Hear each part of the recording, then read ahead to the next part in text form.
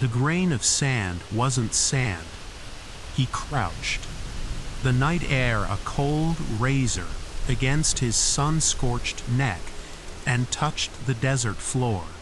It was a field of microscopic black beads, smooth and cool, like polished obsidian shrapnel. They didn't crunch under his boots. They hissed, a soft sibilance that was almost melodic. When the wind blew, it didn't raise a cloud of dust. It created a shimmering, flowing river of darkness that absorbed the starlight, and the sound it made was not the rush of air, but a low, resonant chord, like a cello being played deep within the earth. He was miles from any recorded settlement in a patch of the Egyptian western desert that was marked on every map as a featureless expanse of Barchan dunes and bedrock.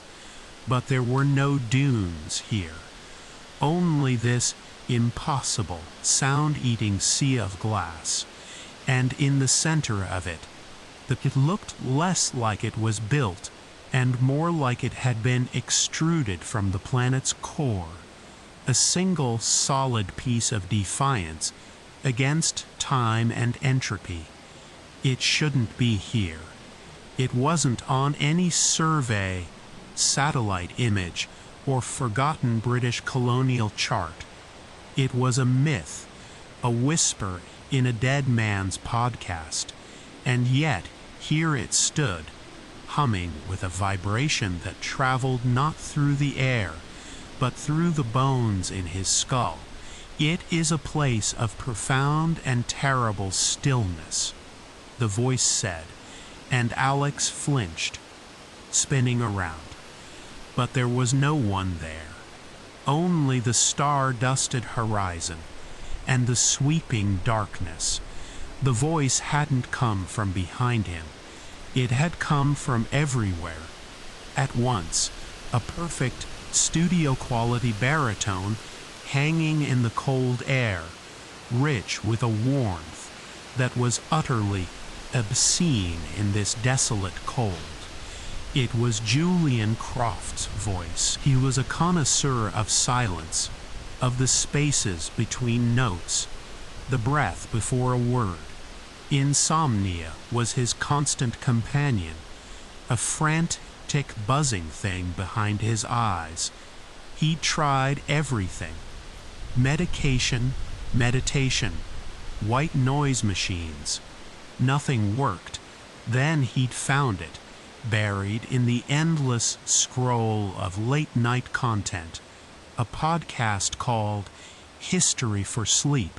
Its host, a man named Julian Croft, had a voice like aged velvet. He spoke of ancient civilizations, of forgotten kings, and lost cities, his delivery so measured and soothing that it felt like a psychic balm. Most episodes were mundane: the aqueducts of Rome, the intricacies of Mayan pottery. But one was different. Episode 37, The Silent King. It was about a supposed pharaoh from a lost dynasty, a heretic king named Akhensoutek, who the story was compelling, but it was the audio production that snagged Alex's professional curiosity.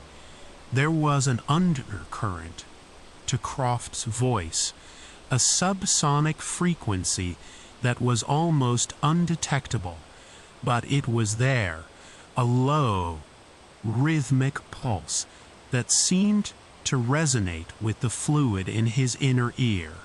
It was a broadcast anomaly, a technical flaw, or something else entirely. He'd isolated Croft's vocal track, running it through a spectral analyzer. And that's when the obsession took root. Hidden within the audio, encoded in the almost imperceptible frequencies, was data. It wasn't random noise. It was a complex pattern of geographic coordinates, astronomical charts, and what looked like architectural blueprints for a structure that defied all known principles of Egyptology. Levant to Cairo. Now, standing in the impossible desert, under the gaze of the impossible pyramid, he knew the podcast hadn't just been a story. It was an invitation, or a lure. The entrance is not a door to be opened. Julian Croft's voice whispered in the air around him, a ghost in the machine of the world. It is a silence to be observed. Alex looked at the sheer, unbroken face of the pyramid. There was no door, no crack, no inscription, just the cold, humming basalt. He remembered the blueprints from the audio file. They hadn't shown a physical entrance. They'd shown a sequence of resonant frequencies, a specific chord. It was absurd, a key made of sound. He took a deep breath, the air so clean and cold it burned his lungs. He was an audio expert. He could replicate any sound he heard. He focused on the low hum emanating from the... He felt a fool, a madman, humming at a mountain in the middle of nowhere.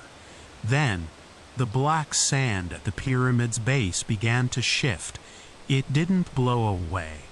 It contracted, pulling back from the structure, as if recoiling from his note.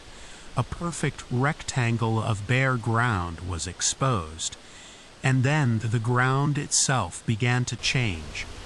The basalt seemed to grow less dense, its color lightening to a translucent gray. It became a mirage, a heat haze in the cold night, and then it was gone. A dark, rectangular opening yawned in the pyramid's base, leading down into absolute blackness. It was not a door that had opened. The solid matter had simply ceased to be there. The air that flowed out didn't smell of dust and enclosed spaces. It smelled of ozone and something else, something metallic and faintly organic, like blood and static. The walls, floor, and ceiling were made of the same seamless black basalt as the exterior, polished to a mirror sheen. His light didn't scatter. It reflected perfectly, creating an infinite corridor of receding white circles in front of him and behind him. The air grew warmer, thick and heavy, pressing on his eardrums. The humming was louder in here, a physical presence that vibrated in his teeth. And the silence, it was profound.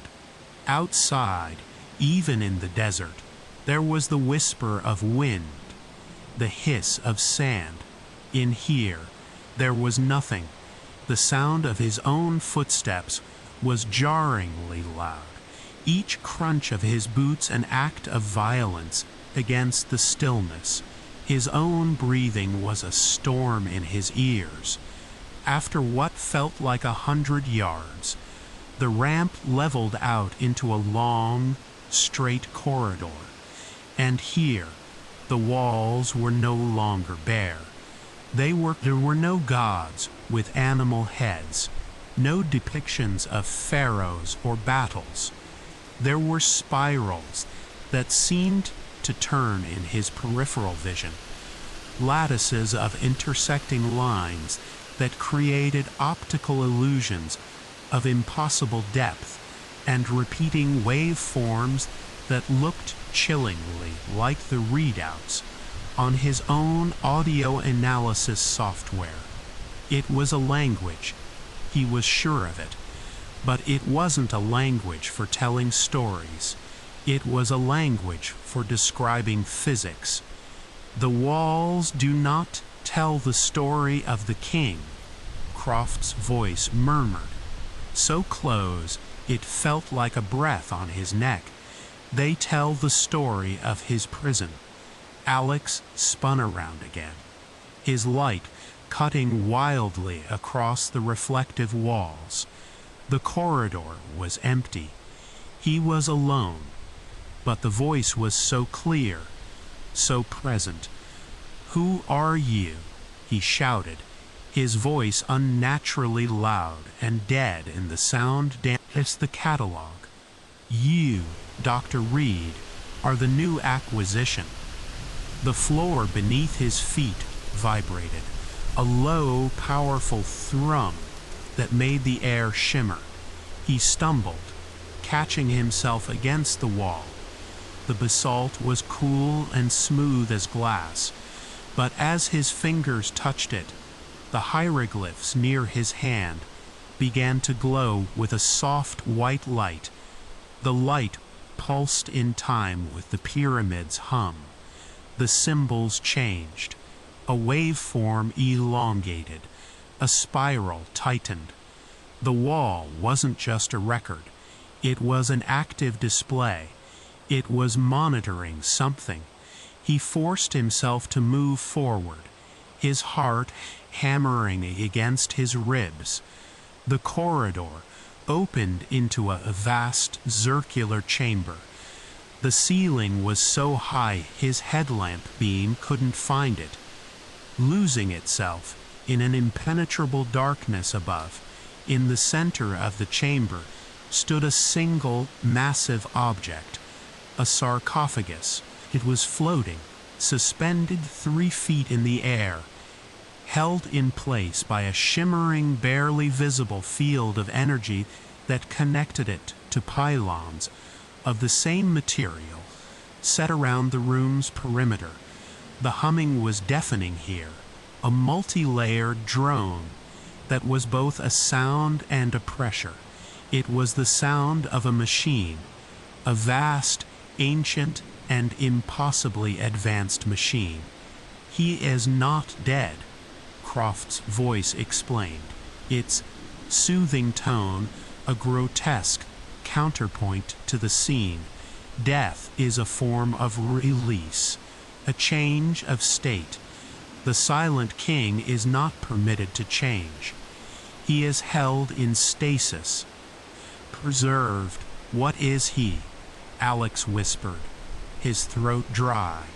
"He is a sound," the voice said, and the simple words landed with the force of a physical blow, a primordial frequency. The universe began with a word of vibration. But there were musical notation. The entire pyramid was a dampening field, a cosmic noise cancellation device designed to hold a single malevolent note in perpetual silence. The podcast, the coordinates, his own specific skill set as an audio expert, it was all falling into a pattern of terrifying clarity. "The prison weakens," Croft's voice continued, a new urgency in its tone. "The harmonies are degrading. The seals decay over millennia. It requires maintenance, attuning.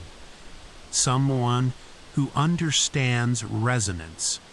Someone who can hear the discordance and correct it."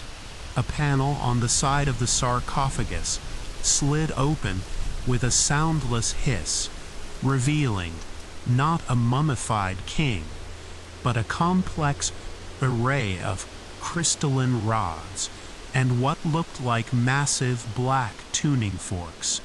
It was he saw the problem. A specific harmonic was out of phase, creating a dissonant beat frequency that was slowly eroding the integrity of the field. It was a subtle flaw, something only a trained ear or a specialized piece of software could ever detect. "Why me?" he asked, his voice shaking. "Because you were listening," Croft said simply. "The story was the net. My voice was the bait, and your obsession was the hook. There have been others over the centuries. A musician, a mathematician, a bell founder, anyone with a mind attuned to the rhythms of the world. They all came. They all served. They all retuned the lock." Alex approached the control panel.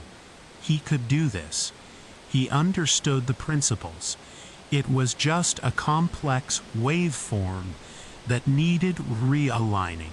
He reached out a hand towards one of the crystalline rocks, and his fear was eclipsed by his professional pride, his obsession. But then he noticed something on the floor, directly beneath the floating sarcophagus. In the perfect reflection of the polished floor, he saw the sarcophagus, the pylons, his own distorted figure, and something else, a small, dark shape, huddled near the base of one of the pylons, something his headlamp had missed. He angled the beam down. It was a skeleton, not an ancient, dust-covered skeleton, but a relatively modern one, clad in the tattered remains of desert gear, canvas trousers, a rotted leather belt. A small, rust-eaten digital audio recorder lay near its claw-like hand.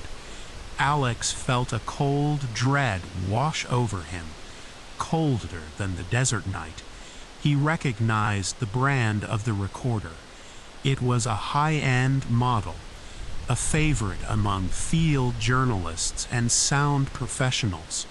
The photo was faded, a man with a neatly trimmed beard and intense eyes, smiling faintly. The name was Julian Croft. The blood drained from Alex's face, his breath hitched in his chest. If Croft was here, dead, then who was he talking to? "Oh, that," the voice said, its tone now stripped of all warmth, flat and ancient and utterly devoid of humanity. It came not from the air now, but from inside his own head, a direct transmission into his auditory nerve. That is simply the last curator. His voice was pleasing, resonant, a useful instrument. I have kept it. The glowing hieroglyphs on the sarcophagus flickered violently. The humming in the chamber pitched up, becoming a piercing shriek that vibrated in his skull, threatening to tear his thoughts apart. The dissonant frequency was growing stronger. The prison was failing. The tune. He looked from the dead body of Julian Croft to the control panel. If he refused, the creature, the sound, would get out. If he complied, what would happen to him? Would he simply be left to die here like Croft, his voice becoming the next lure for the next poor soul? In a century's time, the shrieking intensified, and the air in the chamber began to warp. The edges of his vision blurred, and the pylon across the room seemed to bend and distort like a reflection in a warped mirror. The sound was unmaking the geometry of the room. He had to act. He scrambled back to the control panel. His hands flew over the crystalline rods and the tuning forks, his mind racing. It was like mixing a complex audio track in his studio. But the stakes were the fabric of reality itself. He pushed one rod in, and the humming deepened. He tapped a tuning fork, and the piercing shriek subsided, folded back into the multi-layered hum. The pressure in his head eased. The visible distortion of the air faded. He had done it. He had retuned the prison. The chamber was stable again. He stepped back, panting, sweat plastering his hair to his forehead. The silence that followed was heavy, expectant. He had held up his end of the bargain. "Excellent work," the voice in his head said. It sounded pleased. "A masterful performance. You have a true gift, Dr. Reed." "Let me go," Alex said, his voice a raw whisper. "I did what you wanted. Let me leave." "Leave," the voice replied, and for the first time, it sounded genuinely surprised. "The curator does not leave. The curator stays. The curator listens. The prison is vast, Dr. Reed. The locks are many. This was but the first movement. The symphony, and beyond that, through the far wall, if that chamber, he could see another and another, an infinite regression of identical prisons, each holding its own silent, terrible note. This pyramid wasn't a single prison. It was a complex, a panopticon for cosmic horrors. "No," Alex breathed, stumbling backwards. "No, I won't. You misunderstand your role," the voice said, its tone hardening. "You are not my master. You are my hands, my ears. You are a component, and components remain where they are installed." He turned and ran. He sprinted from the chamber, back down the long, silent corridor with its shifting hieroglyphs. His lungs burned. His only thought to get to the surface, to the open air, to the real world. He didn't look back. He could feel the entity's cold amusement in his mind, a psychic wave of condescension that was more terrifying than any threat. The stars were wheeling overhead, the same familiar constellations. He had escaped. He ran, not caring where he was going, just away from the black monolith that hummed silently behind him. He ran until his legs gave out and he collapsed onto the hissing, glassy ground. He lay there for a long time, weeping with a mixture of terror and relief, the sound of his own sobbing swallowed by the strange desert. After his panic subsided, a chilling realization dawned on him. The entrance. He hadn't hummed the note to open it. It had been open for him. It had let him go. Why? He got to his feet, weak and trembling. He looked back at the pyramid. It stood silent and impassive against the stars. It hadn't stopped him. It didn't need to. He checked his pockets. His satellite phone was gone. His GPS device was gone. His water canteen. The days bled into one another. The sun was a merciless hammer by day, the cold a creeping predator by night. He grew weak, dehydrated, his skin cracking, his mind fraying. He started to hear things, the hum of the pyramid, even miles away, and the voice, Julian Croft's voice, whispering to him from the heat haze, narrating his slow, agonizing demise with soothing, academic detachment. The human body, it would say, is a remarkably fragile system, poorly adapted for the desiccation of the Sahara. The subjects cellular integrity is beginning to fail. He screamed at the hallucinations, railed at the empty sky. He dug for water with his bare hands until they were bloody stumps. He ate insects he found under rocks. He was becoming an animal, but he did not die. Thirst would bring him to the brink of weeks, maybe months.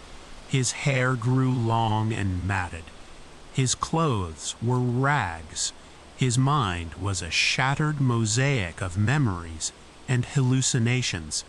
He forgot his life in London, his studio, his name. All he knew was the desert, the sun, the cold, and the voice. The voice was his only companion. One day, he stumbled over a dune and saw it. Not a mirage, a road, a ribbon of cracked asphalt shimmering in the heat, and on it, a truck, an old, rattling flatbed kicking up a cloud of dust. Hope, an emotion he had long forgotten, surged through him. He ran towards it, waving his arms, screaming with a throat raw from thirst and disuse. The truck slowed, then stopped. A man got out, a local trader, his face a mask of shock and pity at the sight of this wild, skeletal figure. He spoke to Alex in Arabic, but Alex could not. Alex just shook his head, unable to form the words. He was saved. He was free. He would get back to civilization. He would warn them. He had to warn them. He tried to speak, to tell the man about the danger, about the podcast that was a trap, about the thing that wore a dead man's voice. He opened his mouth, and a sound came out. But it wasn't his own hoarse, broken voice. It was a smooth, resonant baritone, rich and warm, and impossibly calm. It filled the small cab of the truck, a perfect studio-quality sound that was utterly out of place. "Welcome," his own lips said in the unmistakable voice of Julian Croft, to History for Sleep. Tonight's episode is a special one, a story of survival, of resilience, and of a door that, once opened, can never truly be closed. Let us begin. The trader, it was a conversation. He looked at his reflection in the dusty side mirror of the truck. His own terrified eyes stared back. But when he opened his mouth to scream, only a single, perfectly articulated sentence emerged. The first line of a new broadcast, a new trap being set for a world that loved to listen to soothing stories in the dark. He felt the entity settle into his consciousness, not as a parasite, but as a new operating system. It had access to all his memories, his skills, his knowledge of the modern world. A much more efficient way to find the next curator. It didn't need to hide coordinates in audio files anymore. It could post on forums. It could send emails. It could call someone on the phone. The truck rumbled on towards a distant village, carrying a monster that looked like a man, and most are buried beneath the sand, lost to time. But some are merely waiting for the right person, the right mind, the right set of ears to come along, waiting for a listener like you. He was driving towards civilization, a plague carrier, a walking, talking Trojan horse. The trader beside him had gone pale. his hands gripping the steering wheel so tightly his knuckles were white. He was looking at Alex as if he were a demon. He wasn't wrong. Alex focused all his will, all his remaining sense of self, on one final desperate act of rebellion. He had no control over his voice, but maybe, just maybe, he still had control of his body. He lunged for the steering wheel. The truck swerved violently, tires screaming on the hot asphalt. The traitor yelled in alarm, fighting to regain control. For a moment, his hand fell away from the wheel. The traitor corrected their course, his heart pounding, and sped up, eager to get this madman to the nearest police station. That was foolish, Dr. Reed, the voice of Croft said inside his skull, a private admonishment, an interesting, if futile, gesture of defiance. But you must understand, you are the archive now, and the archive must be delivered. They reached a small, dusty town as the sun began to set. The traitor, still shaken, pulled up to a small building with a single police light above the door. He jumped out and ran inside, leaving Alex in the truck. Alex sat there, perfectly still, a statue carved from terror. He watched as the traitor gesticulated wildly to a uniformed officer, pointing back at the truck. He knew what would happen. They would take him in. They would think he was insane. A doctor would find another mind attuned to resonance, another obsessive soul, and the cycle would begin again. The prison would be maintained. The police officer approached the truck, his hand resting on the butt of his sidearm. He was cautious, wary. Alex looked at him through the dusty windshield. He tried to convey a warning with his eyes, a silent plea for help, for death, but the entity was in full control. It smiled, a warm, disarming, trustworthy smile that was a grotesque mask on Alex's terrified face. The officer relaxed slightly. Alex's hand reached down and turned the key, shutting off the truck's rumbling engine. In the sudden silence, he heard it, faint but unmistakable. The hum, the deep, resonant thrum of the pyramid. It wasn't miles away in the desert anymore. The sound was coming from him. He was a puppet, and the strings were being pulled from a place beyond time and space. He looked at the officer, at the setting sun painting the dusty street in hues of orange and red, at the faces of the curious townspeople beginning to gather. They were all just background noise now. The audience for a performance he was powerless to stop. The story had to be told. The lure had to be cast. The curator had a job to do. He took a breath, feeling the hum in his chest cavity, a deep and patient power. He focused on the police officer, a man whose mind was a simple, easy-to-read frequency.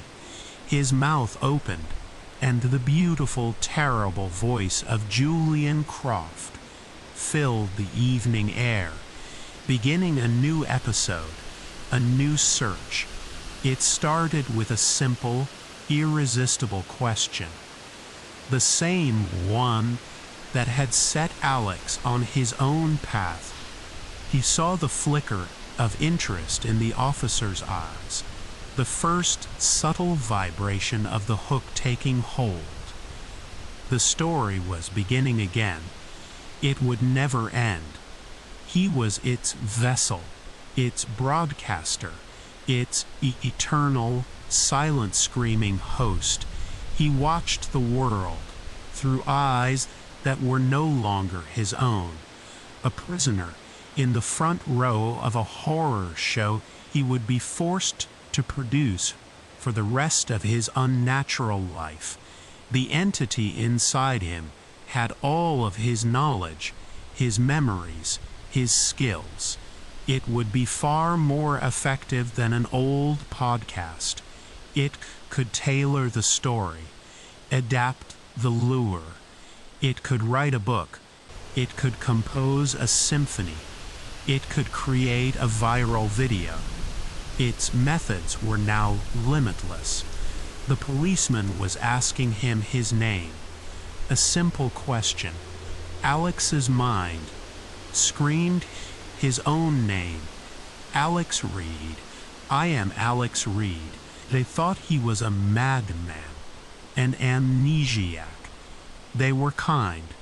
They gave him food, clean clothes, and medication that did nothing to quiet the voice in his head or the hum in his bones.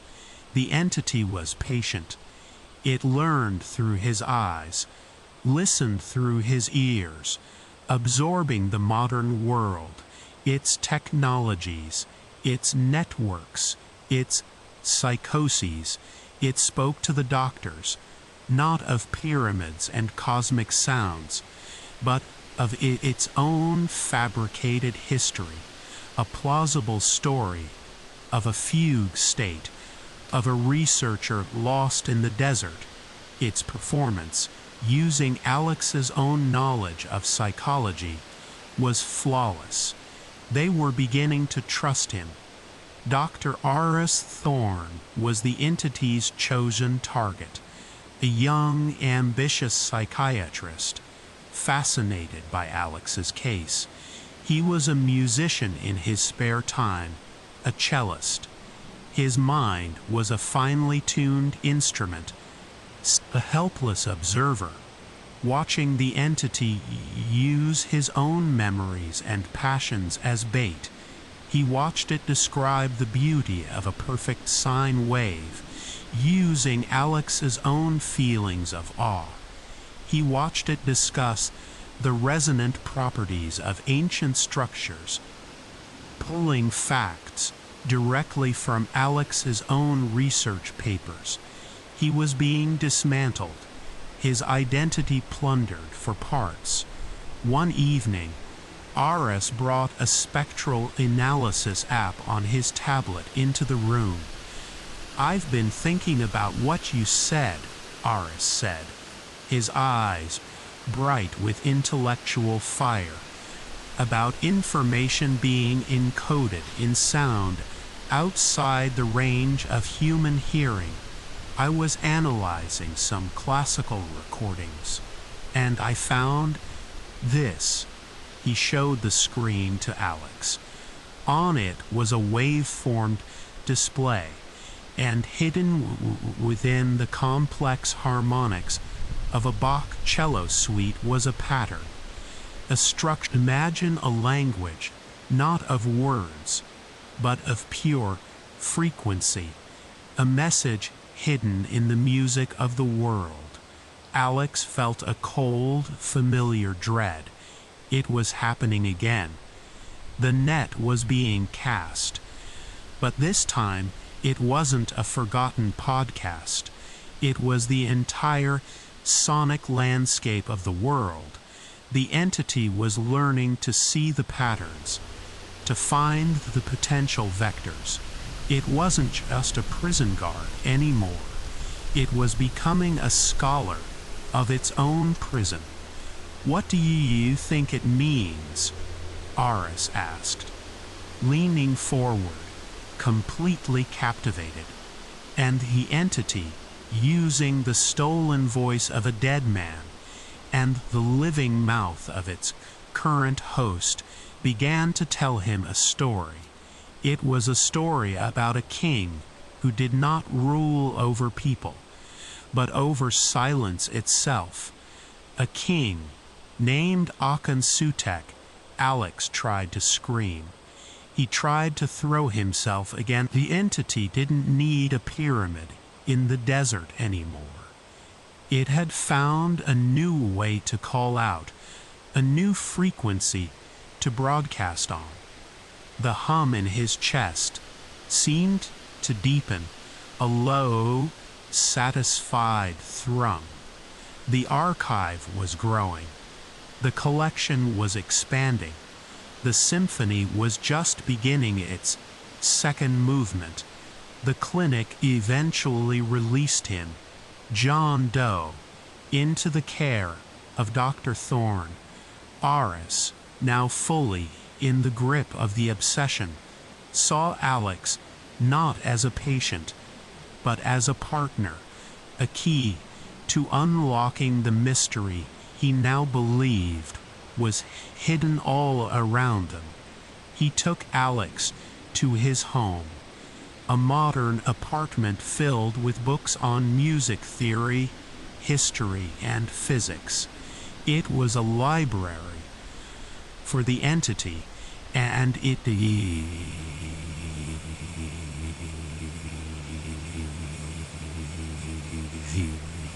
was looking for something else, a new piece of the puzzle.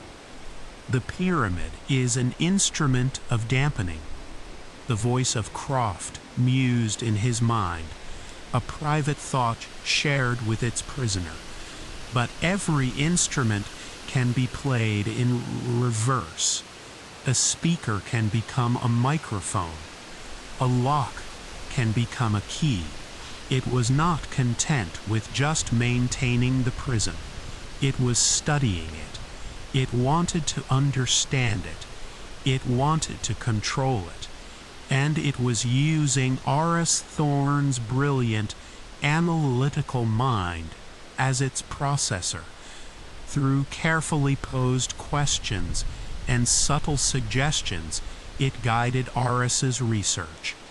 They spent weeks analyzing audio files, from whale songs to the cosmic background radiation, searching for resonant patterns, for echoes of the language of silence. One day, Aris made a breakthrough. "It's not just one pyramid," he announced. It was a remote, frozen wasteland in Antarctica, a place of profound, natural silence. "There's a subglacial mountain range here," Aris explained. "The Gamburtsev Mountains. They're buried under miles of ice. We only know they exist because of seismic surveys. But the data... Look," he pulled up a seismograph reading.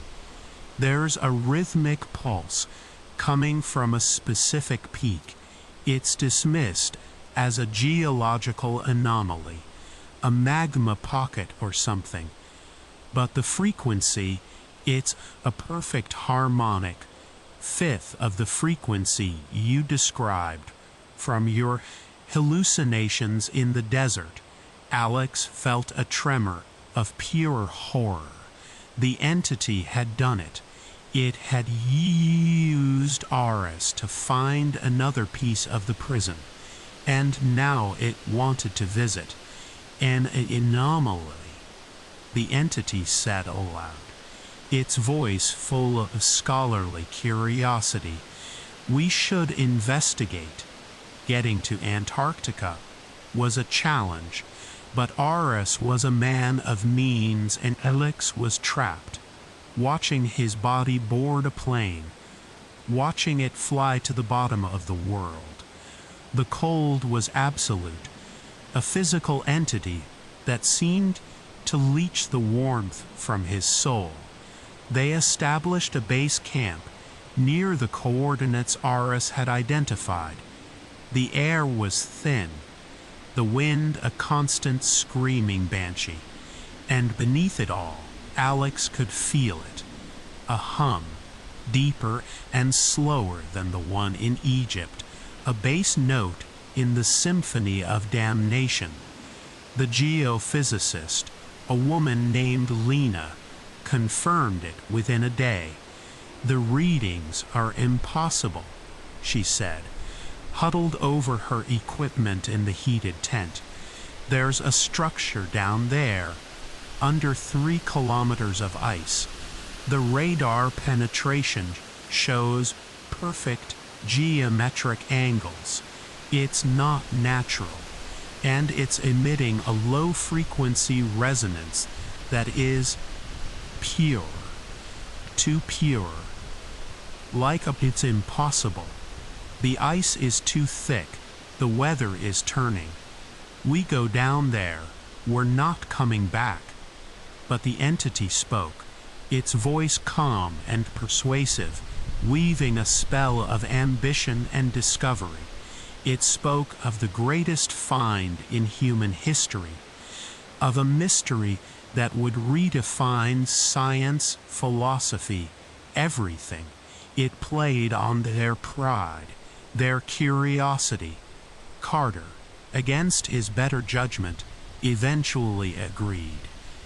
Lena, driven by the impossibility of her own data, was already convinced. They used a thermal drill, a slow, agonizing process of melting their way down into the ancient ice.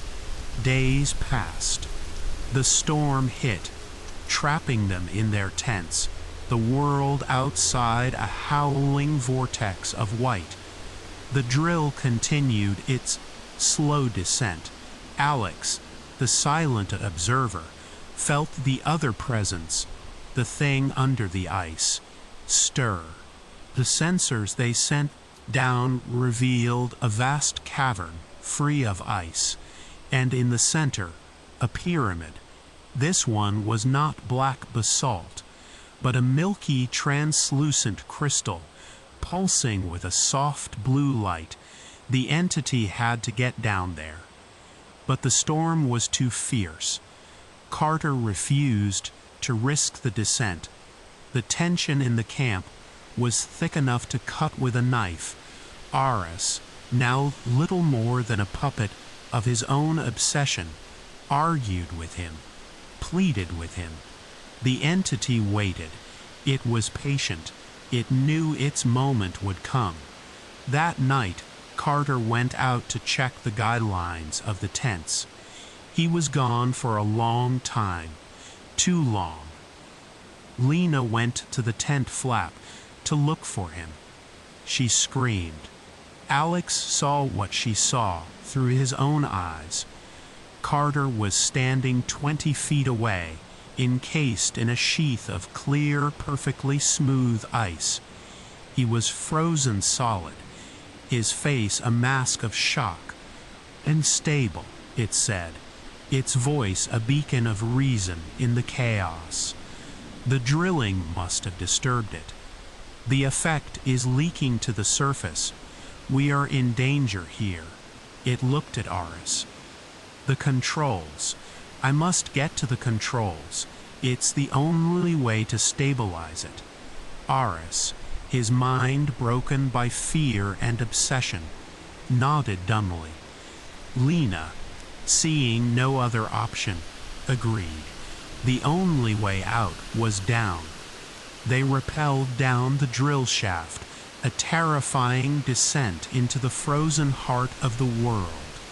Alex felt the temporal effect grow stronger as they went deeper.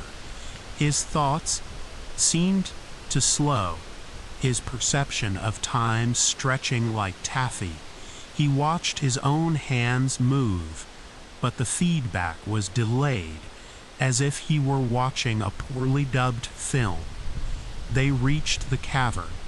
It was breathtaking and horrifying. The crystalline pyramid pulsed with a cold blue light. There were creatures that looked like giant, prehistoric insects, things with too many limbs that didn't belong on Earth, and even a few vaguely humanoid figures in what looked like silver spacesuits.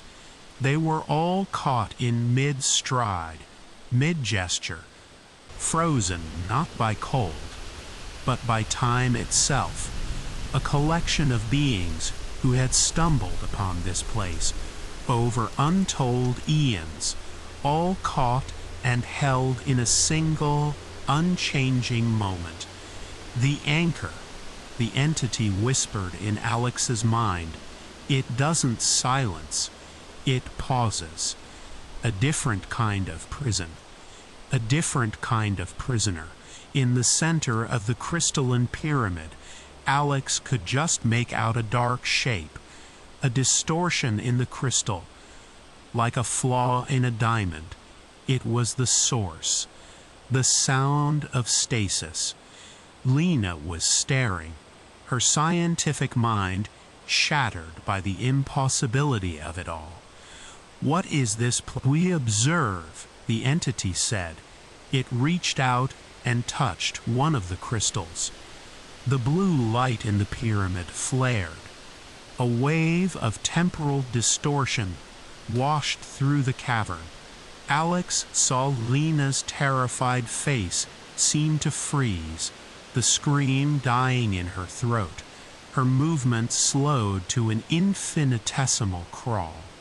Aris, closer to the pyramid, simply stopped, a statue of a man with a look of dawning horror on his face. The entity had not come to retune this prison. It had come to learn from it, to sample its power. Alex felt a new energy flow into him, into the being that wore his body. It was cold, clean, and felt like eternity. The entity was integrating the power of the anchor, adding a new instrument to its orchestra. It turned and looked at its handiwork. Aris and Lena were now part of the museum. Two more statues in it. It climbed, alone, back up the rope, through the drill shaft. When it emerged, the storm had passed. The sun was glittering on an endless expanse of white. The frozen body of Carter was gone, likely sublimated by the strange energies.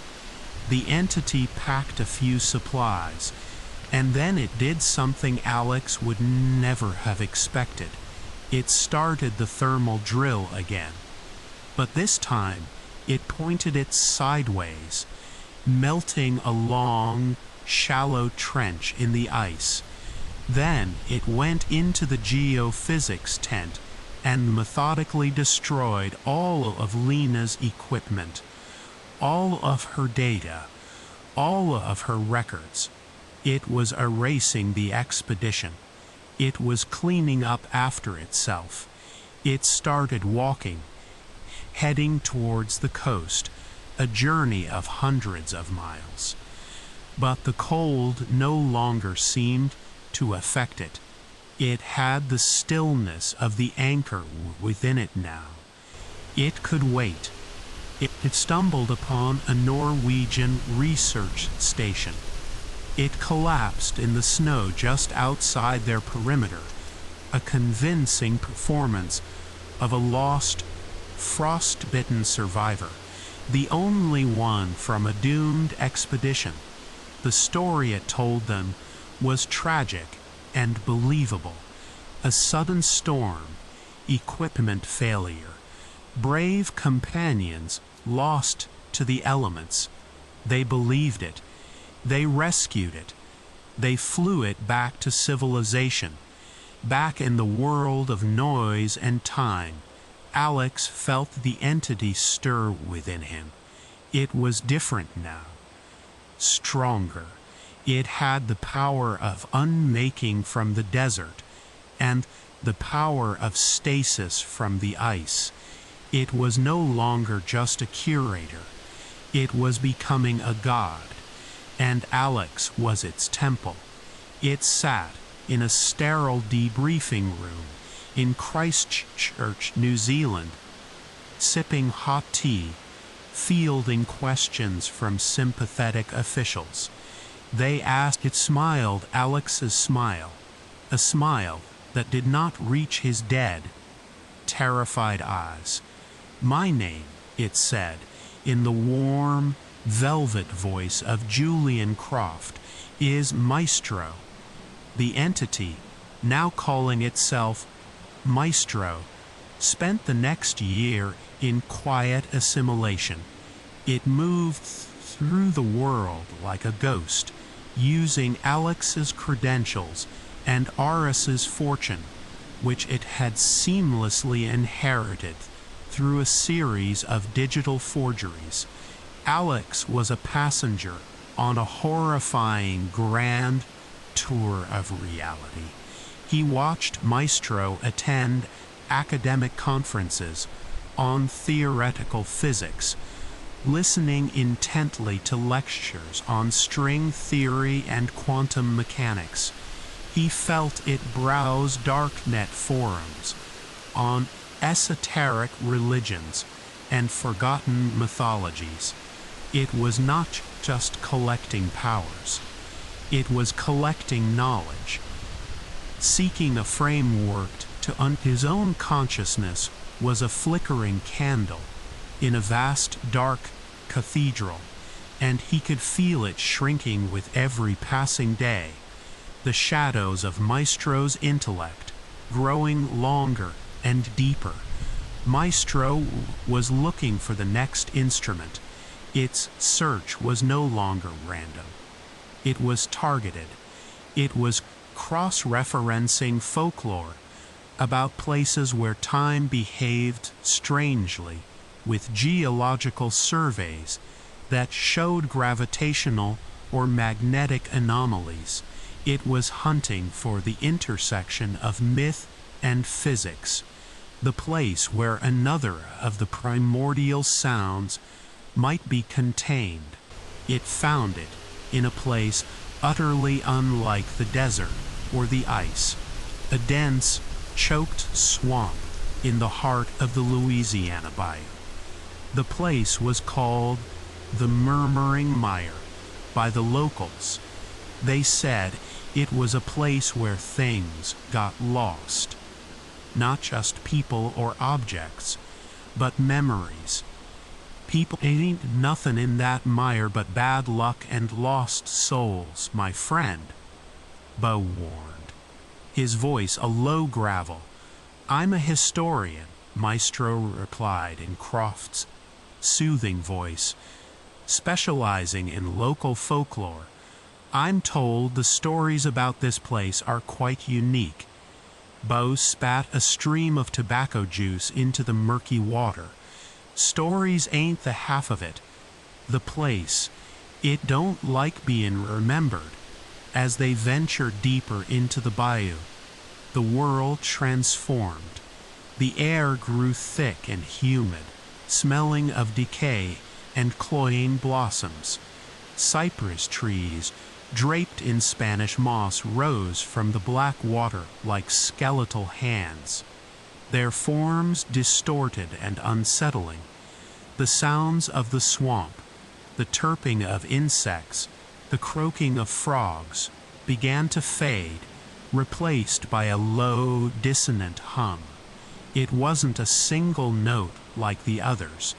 It was a chord, a chaotic jumble of frequencies that seemed the face of his mother, the layout of his London studio, the name of his favorite song.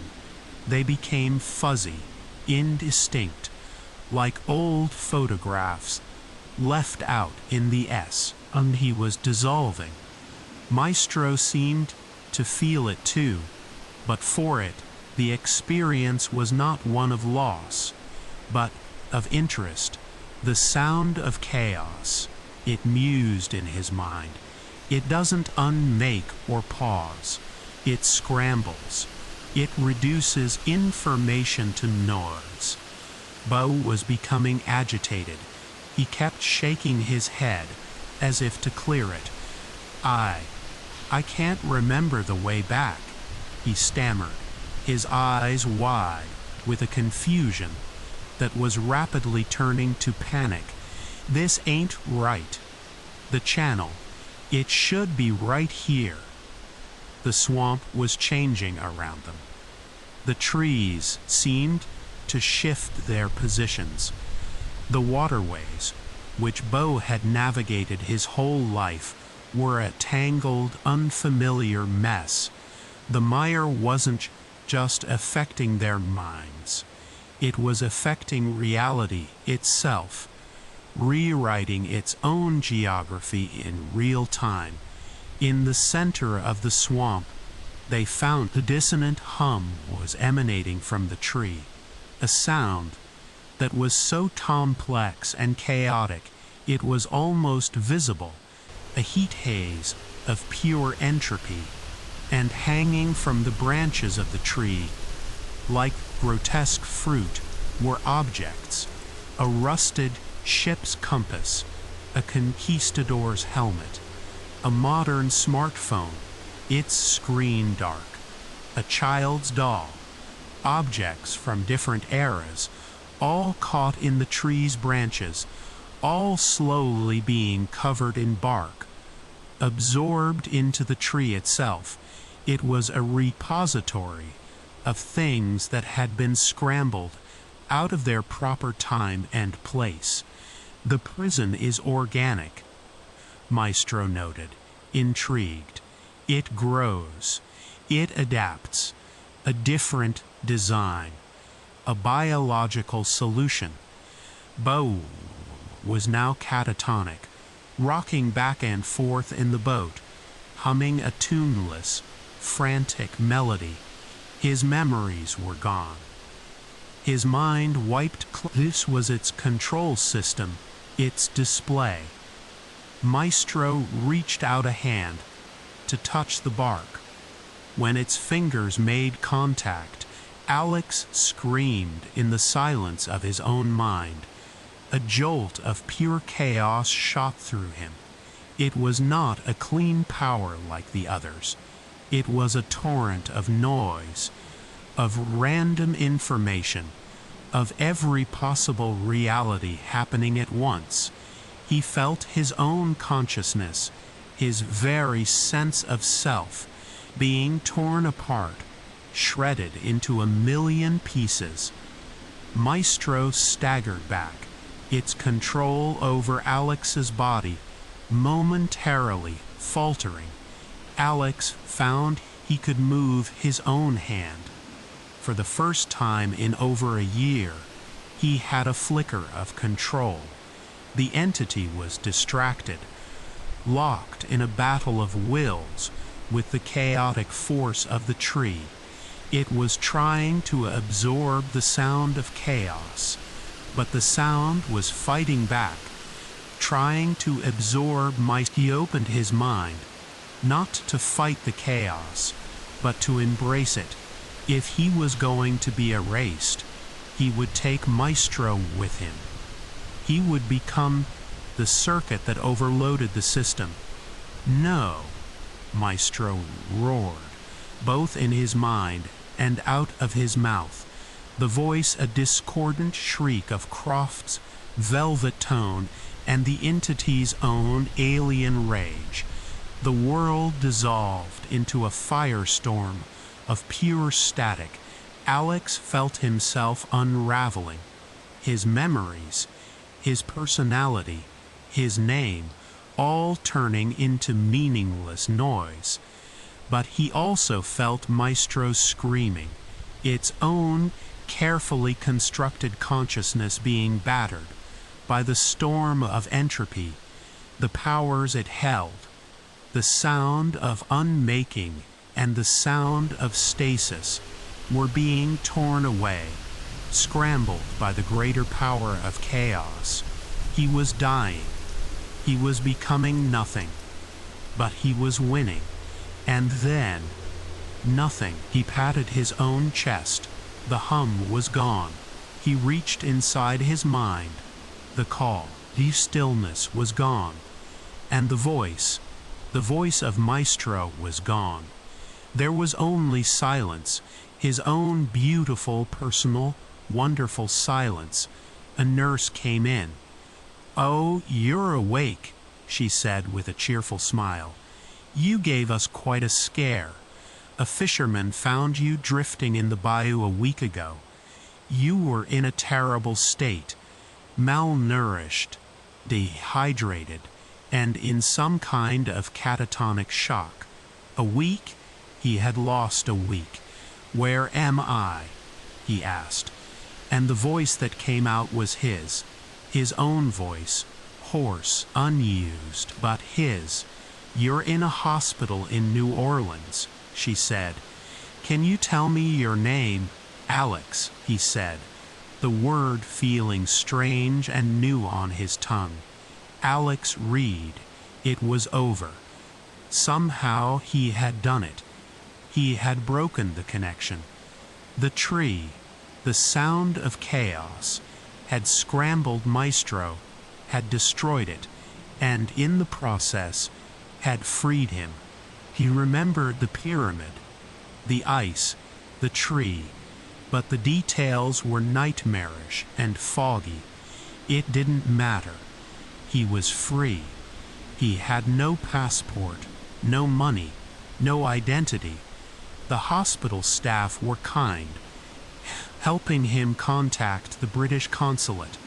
It was a slow, bureaucratic process. But for Alex, every moment was a gift. The taste of coffee, the feeling of rain on his face, the sound of music, real music, not the terrible symphony of the cosmos. He walked the streets of New Orleans, a city teeming with life and noise and chaos, and he loved it. The chaotic jazz music spilling from bars, the riot of colors during Mardi Gras, the unpredictable energy of the crowds. It was all a beautiful, wonderful antidote to the sterile, terrifying order Maestro had represented. A street musician was playing a mournful, soulful tune on a saxophone. It was beautiful, imperfect, human. A man sat down at the table next to him. He was dressed in a sharp suit that seemed out of place in the bohemian neighborhood.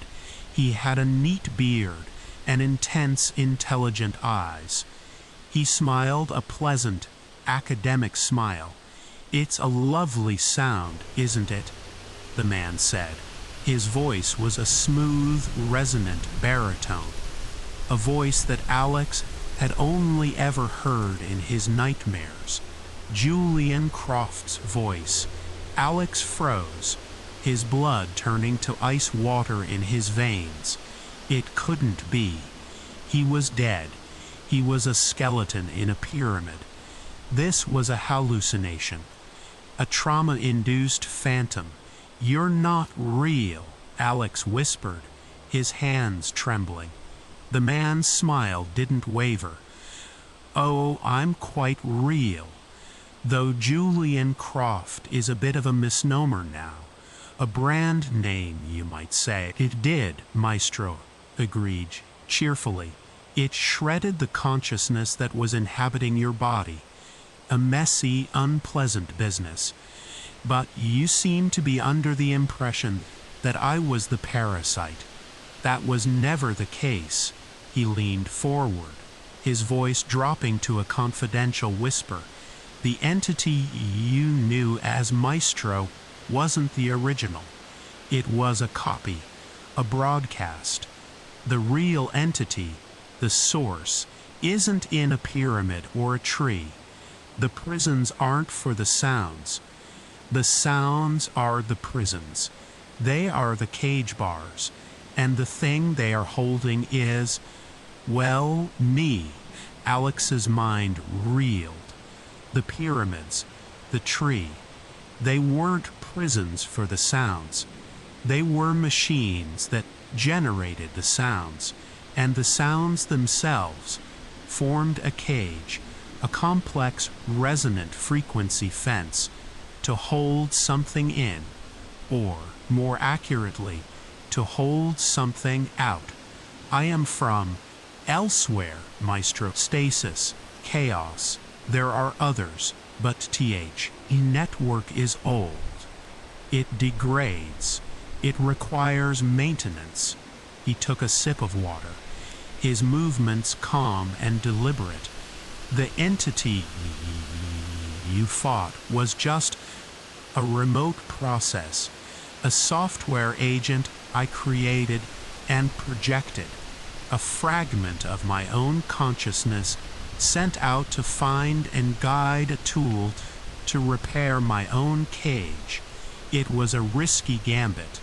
I had to give it enough autonomy to function, which meant giving it the potential to develop its own ambitions, a flaw in the design. When you destroyed it with the sound of chaos, you did me a favor. It had outlived its usefulness and was becoming grandiose. He looked at Alex, and the warmth in his eyes vanished, replaced by a coldness that was older than mountains. But in destroying it, you created a problem. You damaged a crucial node in the network. The chaos frequent, but the partition is thin enough now that I can extrude a small, localized portion of myself. A body, an avatar.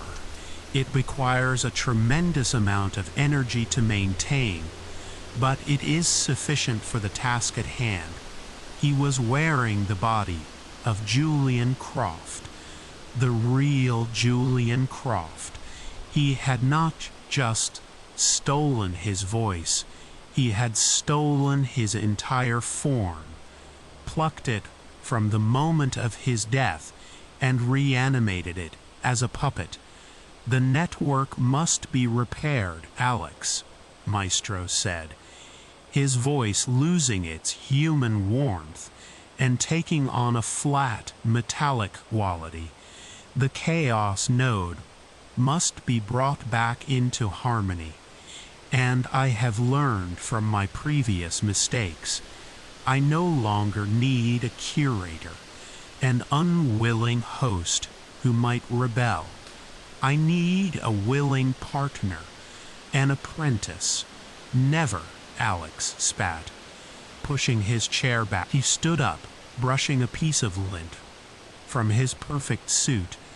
I have located another node, a place of pure creation, the opposite of the Silent King, a sound that sings things into being, a powerful, dangerous instrument. I am going there now to tune it. You will come with me. And if I refuse, Alex said, his voice trembling with defiance.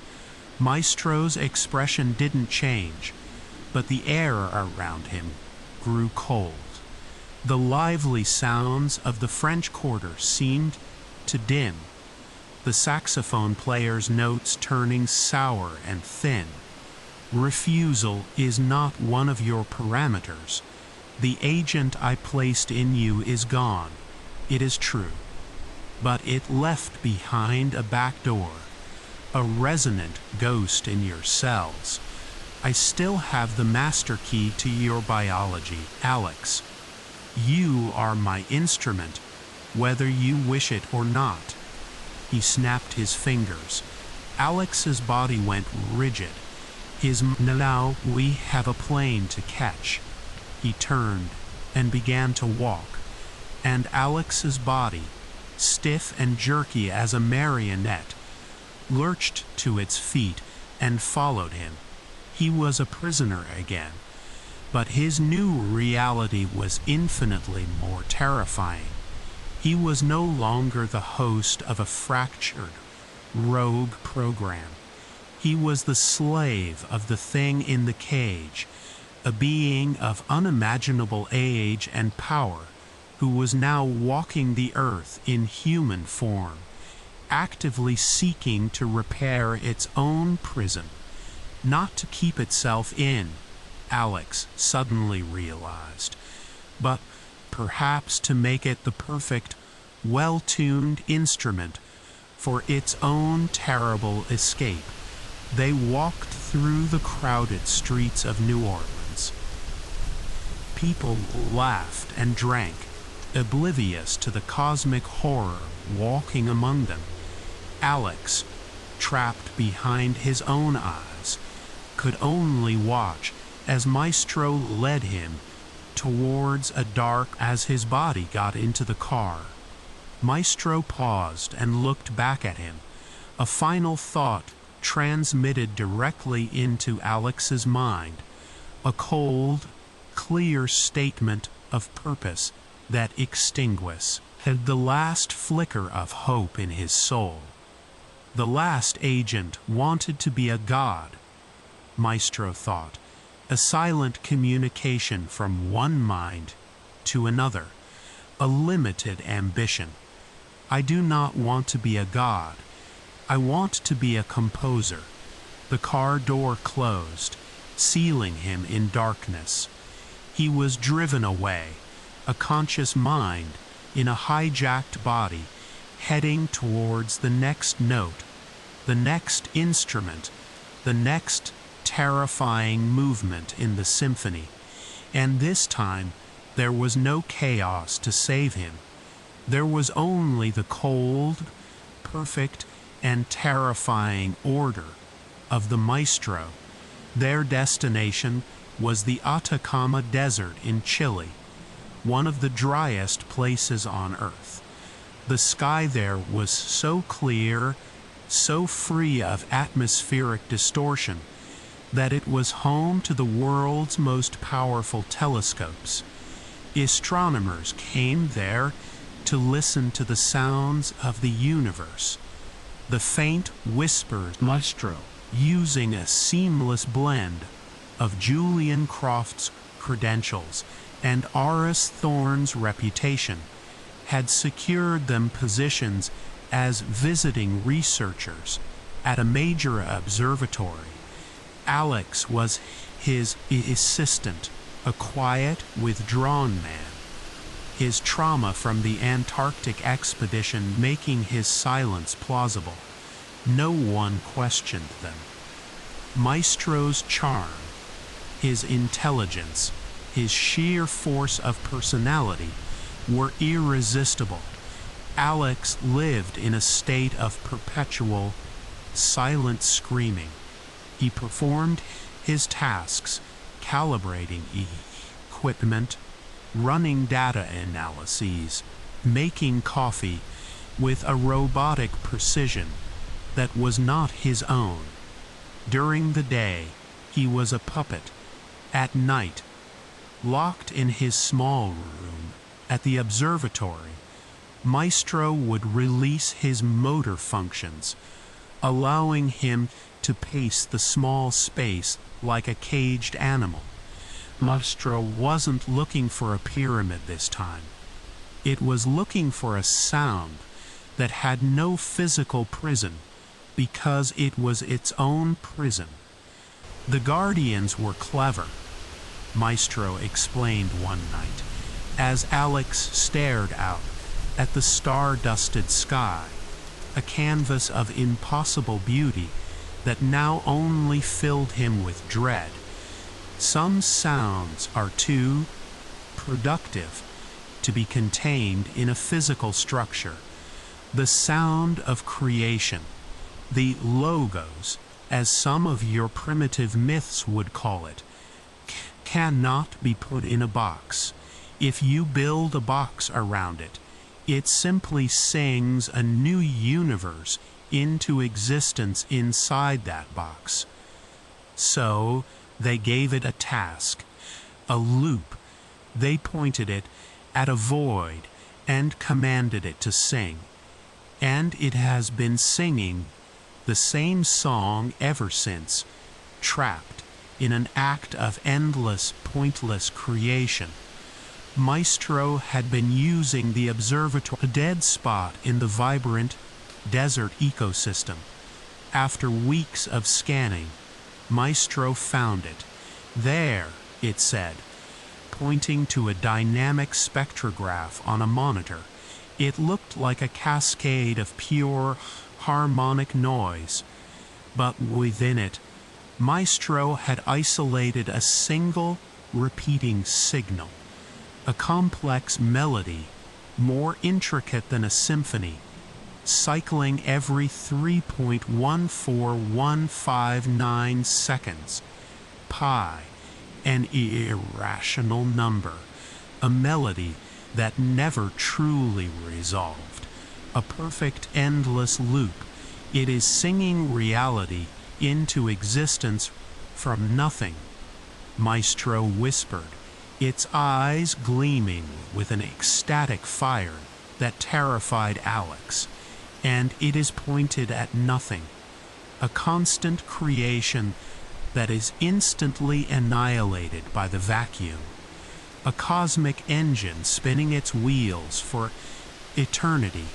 We are going to give it something to work with. You cannot see the instrument, Maestro said, turning to Alex, a strange smile on his face. But you can be the instrument. Before Alex could process what that meant, Maestro placed a hand on his forehead. It wasn't a violent gesture, but a wave of absolute power surged through Alex, a feeling like his every atom was being tuned, rewritten. The hum of the unmaking and the stillness of stasis, which had been dormant ghosts within him, roared to life, not as separate forces, but as harmonics of a new terrible chord. Maestro was using the latent resonance within Alex's own body, turning him into a focusing lens, an antenna. Listen, Maestro commanded, and Alex heard it. The melody, it wasn't just on a monitor now. It was in his head, in the air, in the ground. A sound of pure, crystalline beauty. A song of such infinite complexity and grace that it brought tears to his eyes. It was the sound of stars being born, of life unfolding, of universes blooming like flowers. It was the most beautiful thing. He was using Alex as an amplifier, projecting a cone of pure silence, of uncreation, directly into the path of the creative melody. The effect was instantaneous and catastrophic. The beautiful song faltered. A sour note, a chord of pure dissonance, echoed across the salt flat. The air shimmered. The ground beneath their feet began to change. The salt crystals dissolved, not into water, but into a gray, featureless sludge. The stars overhead flickered, some of them vanishing from the sky, winked out of existence by the discord. Maestro was not just stopping the creation. It was introducing the concept of destruction into a purely creative force. It was teaching a god of life about the beauty of death. It was corrupting it. The song changed. The pure, mathematical melody of Pi became something else. It became the laws of physics were being rewritten in real time, a chaotic, cancerous growth of reality. Yes, Maestro cried, his face upturned to the chaotic sky, a conductor reveling in his new composition. More. Let us see what we can make. It began to channel the stasis frequency through Alex, injecting moments of absolute stillness into the creative storm.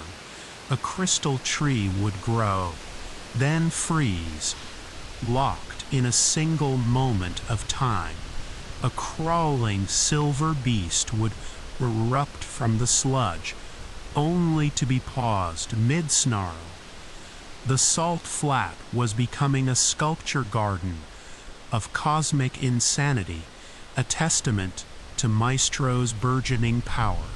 It was combining the fundamental forces, mixing the paints, composing its masterpiece of madness. Alex felt his mind shattering. He was the focal point, the lens through which this maestro was focused on its creation, its back to him. Lost in its artistic fervor, Alex still had no control over his body, but Maestro had made a mistake. In turning him into an antenna for all these forces, it had also given him a connection to them.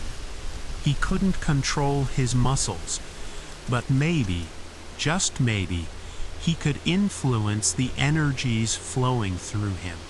He focused on the sound of creation, the beautiful, pure melody that was still there, buried beneath the chaotic noise. He remembered its perfect logical progression, its mathematical grace. He was an audio archivist, a restorer. He knew how to find the signal in the noise. He pushed back against the dissonance, not with force, but with harmony. He didn't try to stop the new song. He tried to tune it, to resolve the dissonant chords, to smooth the jagged rhythm. Maestro spun around, its face a mask of fury. The instrument F, a GHTS, the musician, an interesting development, but a futile one. It amplified the unmaking frequency, flooding Alex's being with pure entropy. Pain, absolute and overwhelming, exploded behind his eyes. But Alex held on to the melody. He let the beautiful sound be his anchor in the storm of nothingness. He was being erased, but he would not let the song die. The two forces warred within him, creation and destruction, with his own fading consciousness as the battlefield. The salt flat flickered like a faulty television screen, switching between a canvas of mad creation and a blank slate of gray sludge. And then, something new happened. The two forces, creation and uncreation, being forthright through the same focal point, began to resonate. They did not cancel each other out. They merged. The world, it had mixed two volatile elements and created an explosion. It tried to sever the connection to Alex, but it was too late. The new resonance, the sound of transformation, surged back up the link and into Maestro itself. Alex watched as the body of Julian Croft began to change. Its sharp suit melted and reformed into a robe of woven starlight.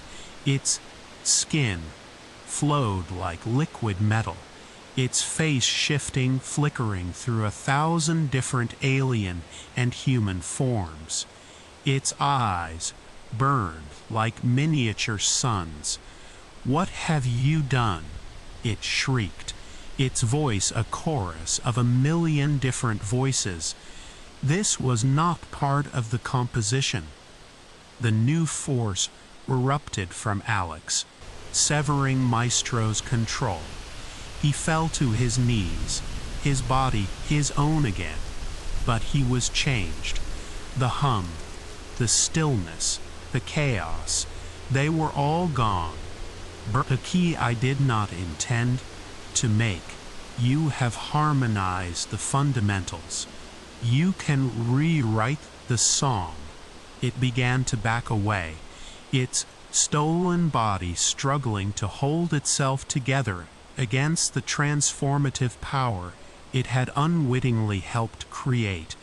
"This changes things," it hissed. "The symphony is not over. It is merely improvisational now." And with a sound like a shattering universe, the form of Maestro dissolved into a shower of light and vanished. Alex was left alone in the center of the Salina de la Paciencia. The salt flat was no longer a salt flat. It was a garden of impossible, beautiful things. Trees of pure light grew beside rivers of flowing time. The sky was filled with constellations that had never existed before.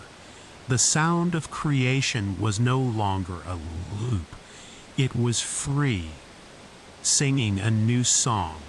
A song he could feel the music of the world, not as a threat, but as a score waiting to be read. Maestro was gone, for now, but it was still out there, a composer deprived of its orchestra, a puppeteer with a broken string. It would be back. The performance was not over, but now it was no longer a solo. It was a duet. Alex looked up at the impossible, beautiful sky he had helped create. He was terrified, but for the first time since he'd first heard that voice on a podcast, he was not helpless. He was an instrument, yes, but he was no longer Maestro's. He was his own, and he had a choice. He could try to erase the terrible music he had found, or he could learn to play it. A new sound began to emanate from him, a low, resonant chord that was his alone.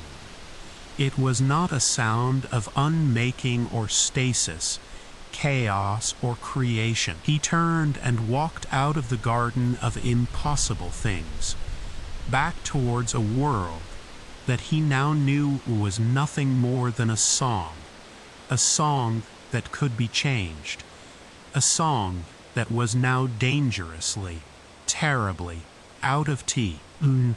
The world he returned to was subtly wrong.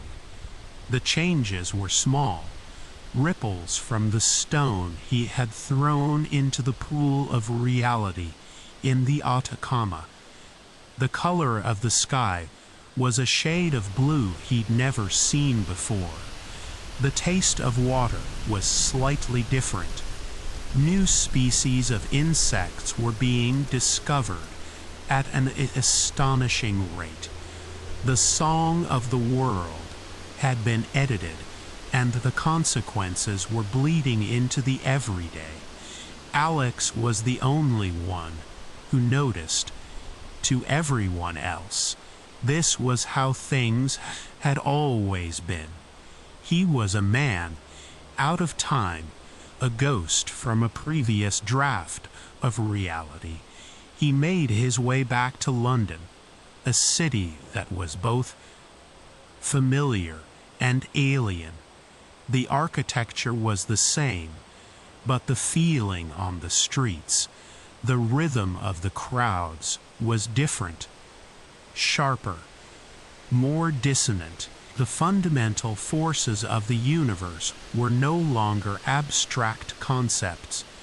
They were a constant, overwhelming sensory input. He was living inside the symphony, and it was driving him mad. He needed silence. He needed a place to understand what he had become. He retreated to his old, soundproofed studio, the one place in the world he had designed to be a perfect absence of noise. He locked himself inside, the thick, padded walls, a welcome embrace. For weeks he sat in the absolute quiet, listening only to the new sound within himself, the sound of transformation.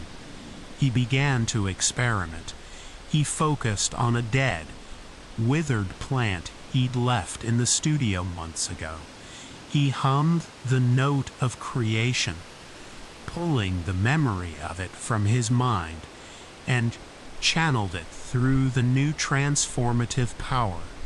The plant did not just come back to the entity was too intelligent, too powerful, to have simply vanished. It was regrouping, studying him, its new rival. The board was reset, and the pieces were in new positions. One rainy London afternoon, there was a knock on the studio door.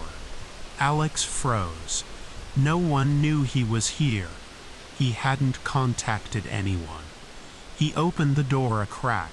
A young woman stood there, holding a dripping umbrella. She had dark, intense eyes and a familiar face. "Sarah," he whispered. It was his old colleague, the one who had tried to warn him against his obsession with the podcast all that time ago. "Alex," she breathed, a look of profound relief on her face. "Thank God. I've been looking for you for months. After you disappeared, I got worried. I started looking into that podcast, that Julian Croft. You shouldn't have," Alex said, his voice flat, the psychiatrist from the clinic.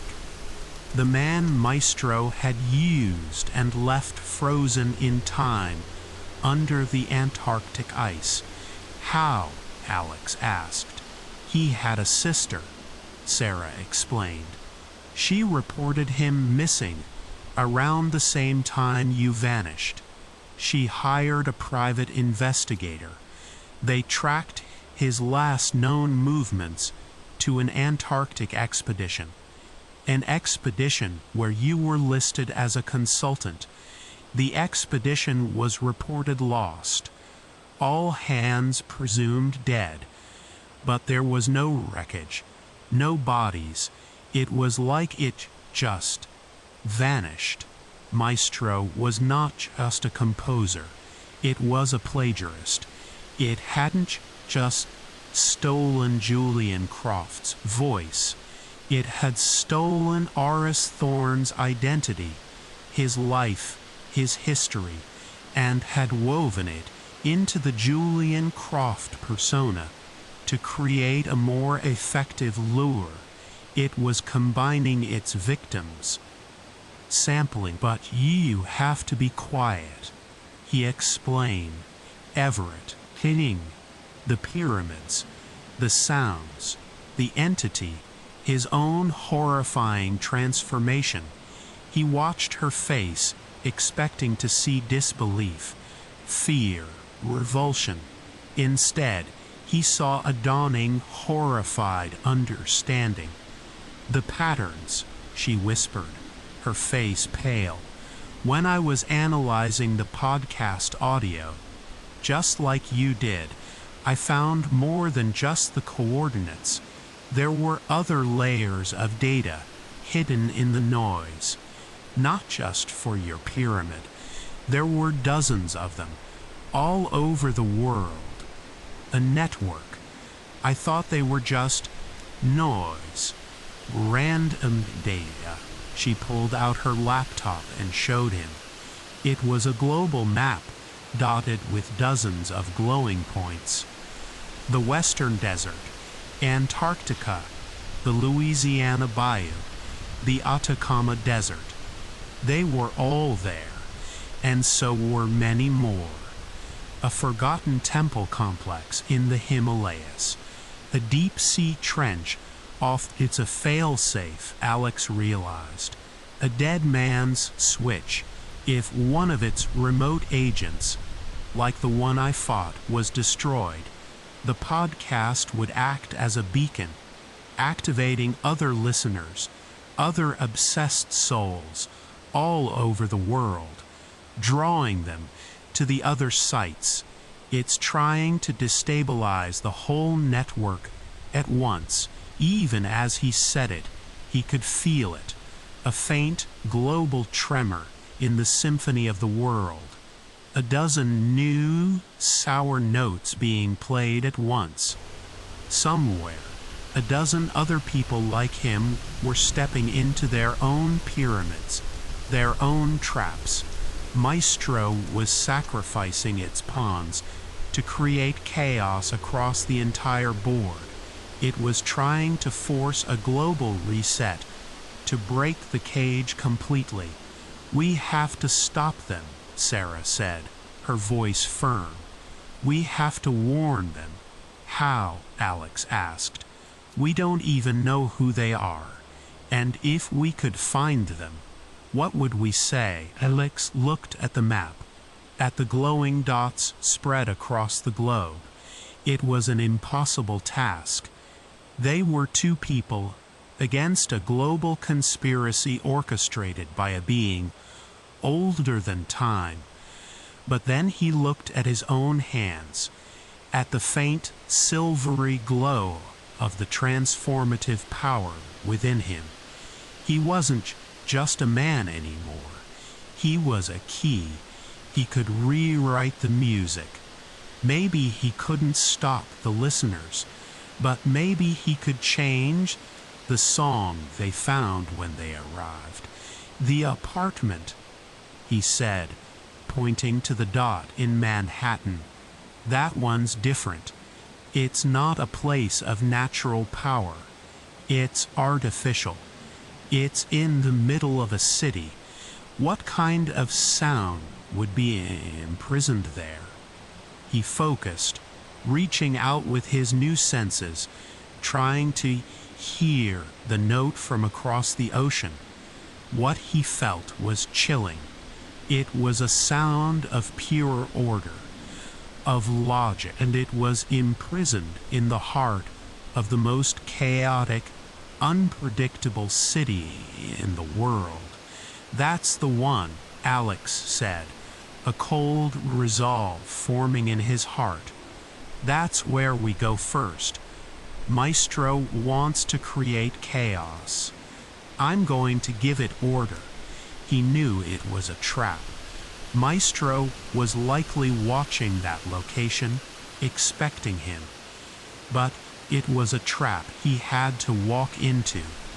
The duet had begun, and the fate of the world, the fate of the symphony of reality, depended on which of the two composers was better at his craft.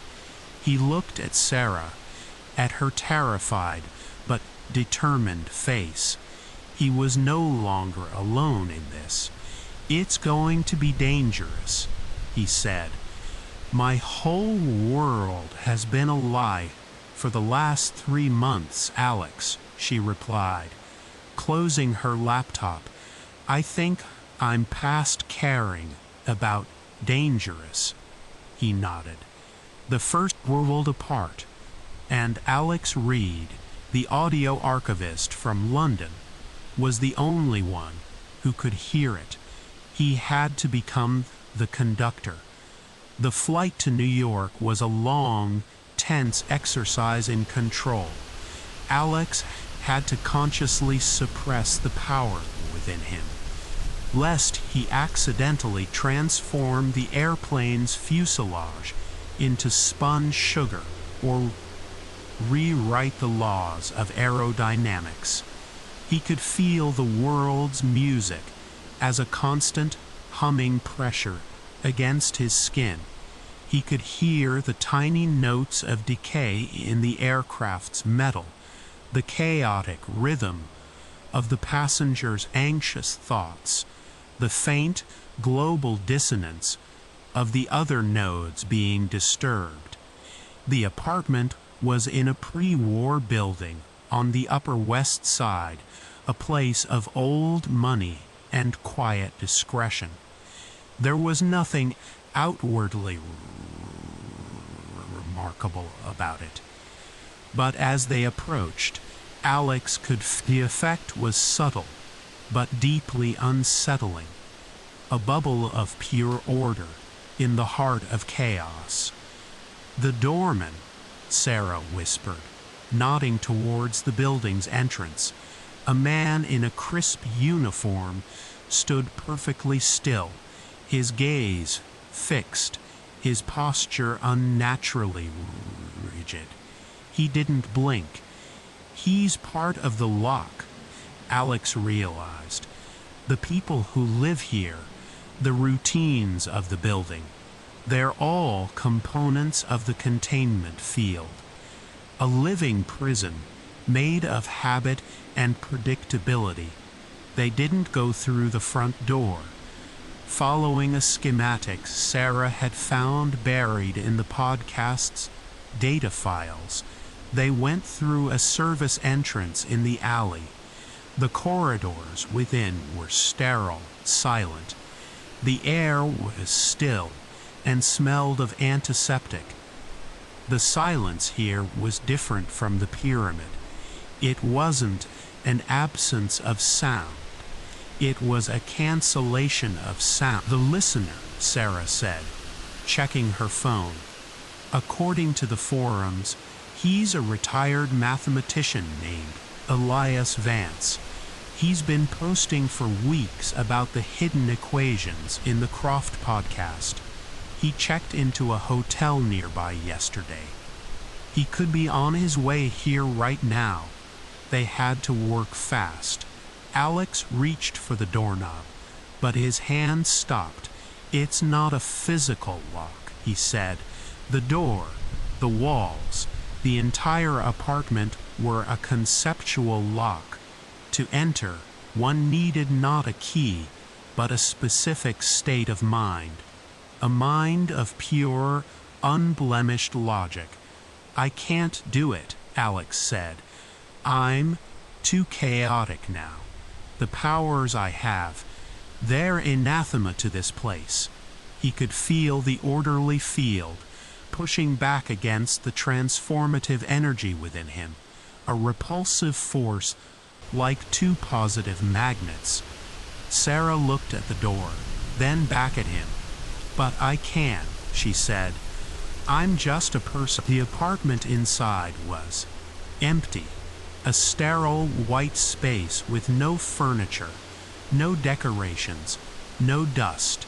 In the center of the floor was a complex pattern, a mandala of interlocking geometric shapes that glowed with a soft blue light. This was the heart of the prison. The sound of pure order emanated from it, so powerful in here that Alex felt his own thoughts being forced into rigid, linear patterns. "Don't touch it," he warned, his voice strained. "It will systematize you, erase your personality, your free will, turn you into a perfect, logical machine."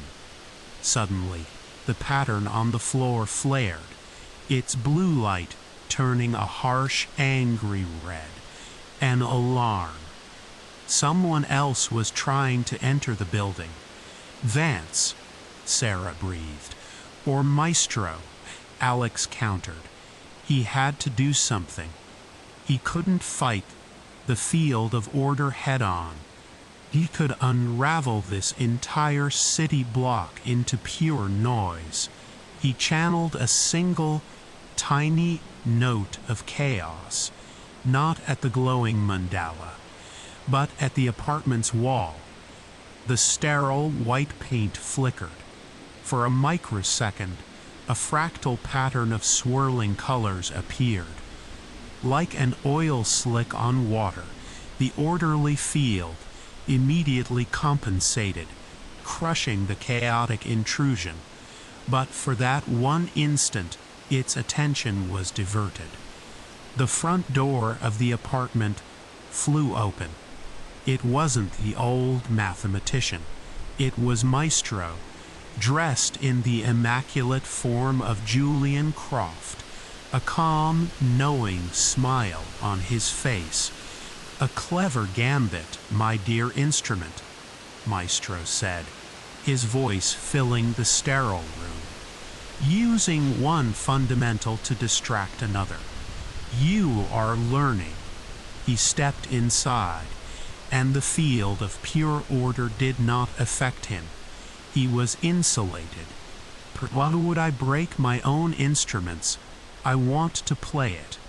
He raised a hand, and from the corridor behind him, the stooped figure of Elias Vance, the mathematician, shuffled into view. His eyes were glazed over, his movements puppet-like. Maestro had intercepted him, had seized control of him. You see, Maestro explained, this particular lock doesn't require a key, it requires a processor, a mind capable of understanding its core logic, a mind like Mr. Vance's. He pushed the old man forward.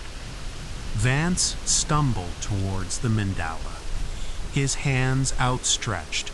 Once his mind interfaces with the core, Maestro continued, the prison will be unlocked, and the sound of certainty will be mine to command.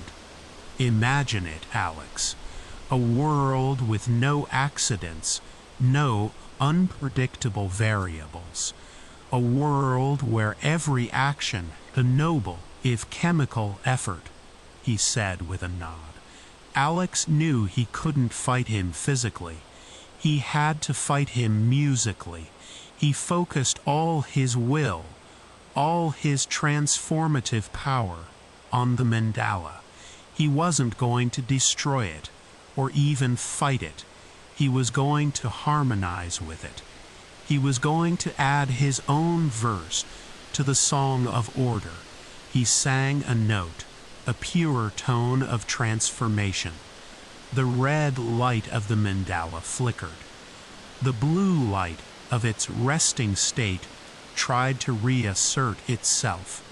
The two forces met, not with a bang, but with a resonant chord. The pattern on the floor began to change. It grew more complex, more beautiful. Alex was rewriting the equation, adding new, unpredictable variables that were still governed by an underlying, transformative logic. He was turning pure order into the beautiful, complex order of life and evolution. The new complex pattern was something his logical mind couldn't process. He was frozen, caught between two competing forms of order. The symphony doesn't belong to you, Alex said, the new harmonized sound pouring out of him, filling the room with a power that was both orderly and creative, a controlled, beautiful transformation. It belongs to everyone. The room began to dissolve, not into chaos, but into something new. The white walls became vast living canvases on which the new equations of reality bloomed like flowers of light. The floor became a pool of pure information. They were no longer in an apartment. They were inside the machine, inside the music itself. Maestro looked around, not with fear, but with a grudging, absolute admiration. "Bravo, Alex," he said, his voice echoing. "It is no longer about you protecting the old world. It is about us creating a new one.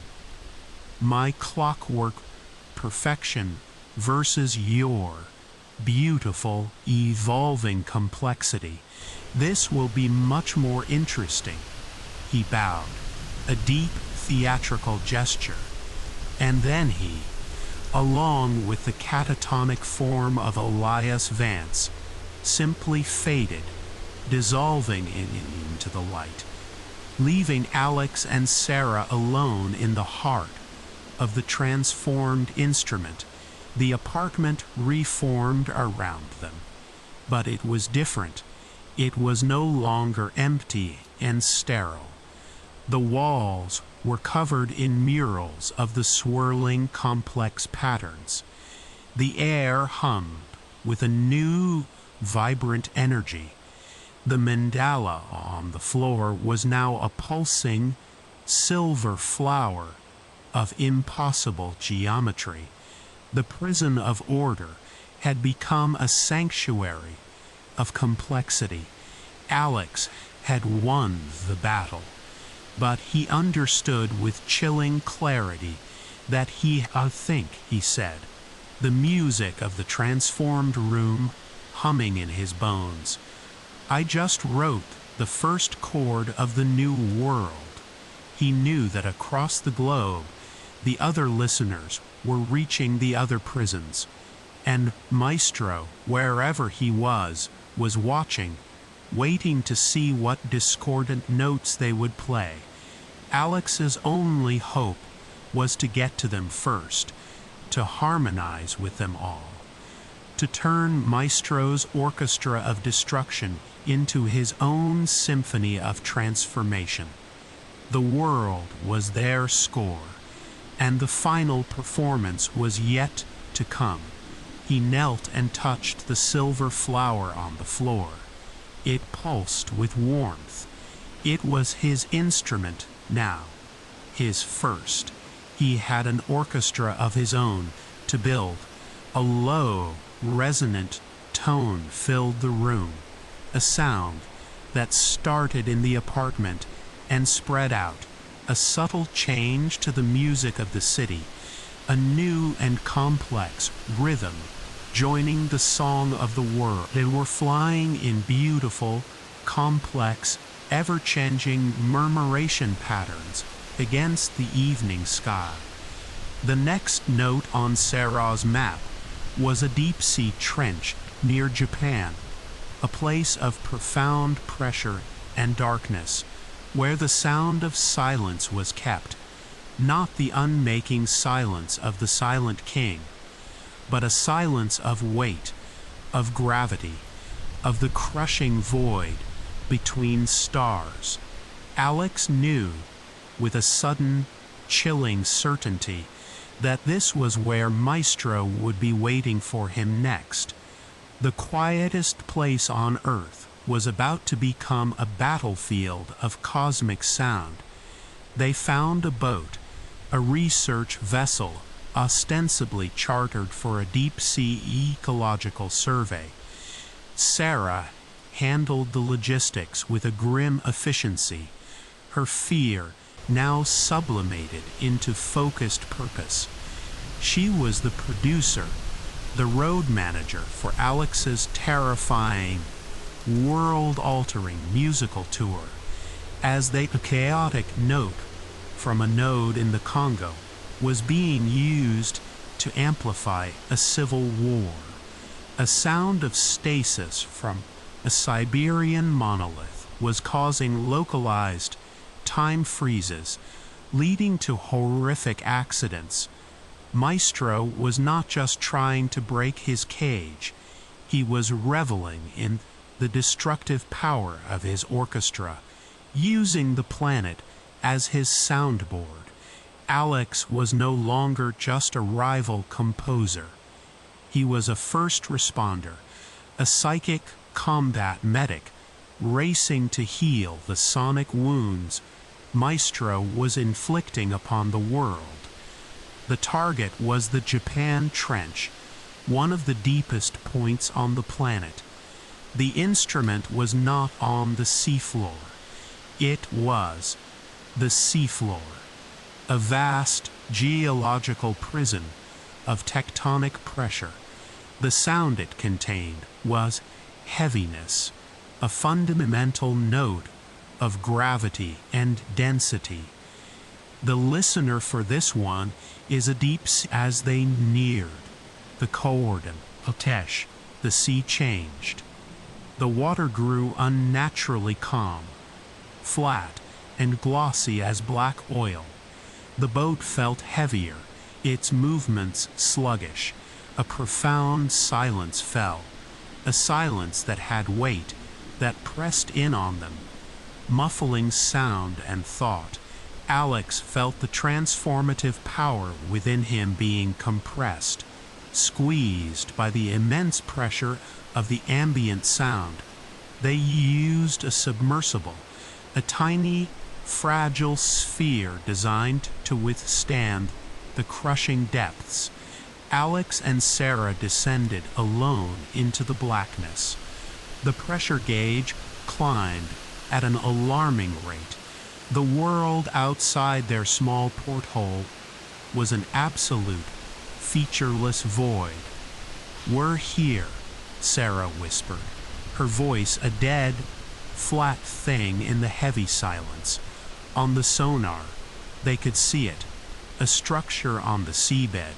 It wasn't a pyramid. It looked like a vast, black, perfectly smooth sphere. They were about to ring the bell at the bottom of the world. "Maestro is using them to unlock it," Alex said. "If that thing goes off, the sound of heaviness will be released. It won't be an explosion. It will be an implosion. It will amplify gravity in 100-mile radius. It will pull the sky into the sea. It will crush this entire tectonic plate." He had to act, but the pressure was immense, smothering his own power. He felt like he was trying to sing in a vacuum. He closed his eyes, ignoring the claustrophobic confines of the submersible, and reached for the music. He couldn't fight the heaviness head-on, so he would use the opposite. He would compose a song of lightness. He touched the memory of the sound of creation, the beautiful, generative music from the Atacama. He transformed it, stripping away it. It struck the black sphere. For a moment, nothing happened. Then, a single, tiny point of white light appeared on the sphere's surface. The other submersible stopped its work. They had noticed. Inside his mind, Alex heard Maestro's voice, not a communication, but a furious, startled cry that echoed across their psychic link. Asterisk, "You here," asterisk. The point of white light on the sphere began to grow, spreading like a crack in obsidian. The sphere was not a solid object. It was a shell of compressed nothingness. Alex's song of lightness was uncompressing it. The prison was dissolving. The crushing pressure inside their own submersible lessened. Alex felt his power return, flooding into him. He amplified his song, a soaring aria of pure creation pitched against the silent, heavy bass note of the deep. The heaviness was a living entity, and it was free. It immediately began to contract, its gravitational pull warping the water around it, starting the implosion that would doom them all. The other submersible was being dragged towards it, tumbling end over end. But Alex was ready. He had not come just to add his own music. He had come to conduct. He reached out with his power, not to the creature, but to the other, transformed nodes across the world. He touched the beautiful, complex order from the Manhattan apartment. He touched the silver, musical flowers in his London studio. He wove their notes into his song of lightness, creating a new, powerful harmony, a song not just of creation, but of purpose, of structure, of life. He projected the new symphony at the gravity creature, and it began to expand. It did not explode. It unfolded. It bloomed. It transformed from a black hole into a vibrant, living coral reef of impossible, light-generating organisms. The crushing gravity became a gentle, anchoring force.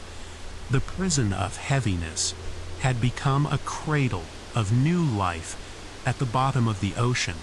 Alex watched, breathless, as the new reef pulsed with soft, gentle light, illuminating the abyssal plain. He had not just averted a disaster. He had turned a weapon of mass destruction into a garden. The other submersible had survived, its crew stunned but alive. On his screen, Alex could see Kenji Tanaka's face, his expression one of utter, soul-shattering disbelief. He had come seeking a god of power, and had found a god of creation. A private message flashed on their communication. My congregation is vast. Can you be in every place at once? Can you heal every wound? The cacophony is spreading, and you have just spent a great deal of your power. The final message came a second later. The next note is already being played. Listen, and Alex heard it. A new, terrifying sound in the global symphony. It was a high, thin, psychic scream, a sound of pure, undiluted fear. It was coming from a research station in the Amazon rainforest, a place where, according to Sarah's map, a sound of connection was imprisoned, a telepathic resonance that linked all living minds.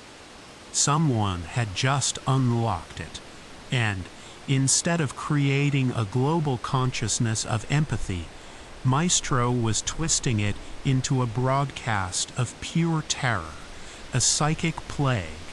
He felt the wave of fear wash over the planet. He had to find a way to amplify his own music, to teach the world to sing his new song before Maestro's dirge of fear became the only music left. His gaze fell on the stunned face of Kenji Tanaka on the video screen. A listener, a man who had been seduced by a dark promise, a man who had just witnessed a miracle. An idea began to form. Maestro had his congregation. It was time for Alex to build his own choir. The final movement of the symphony would not be a duet. It would be a battle of two orchestras, playing for the soul of reality itself.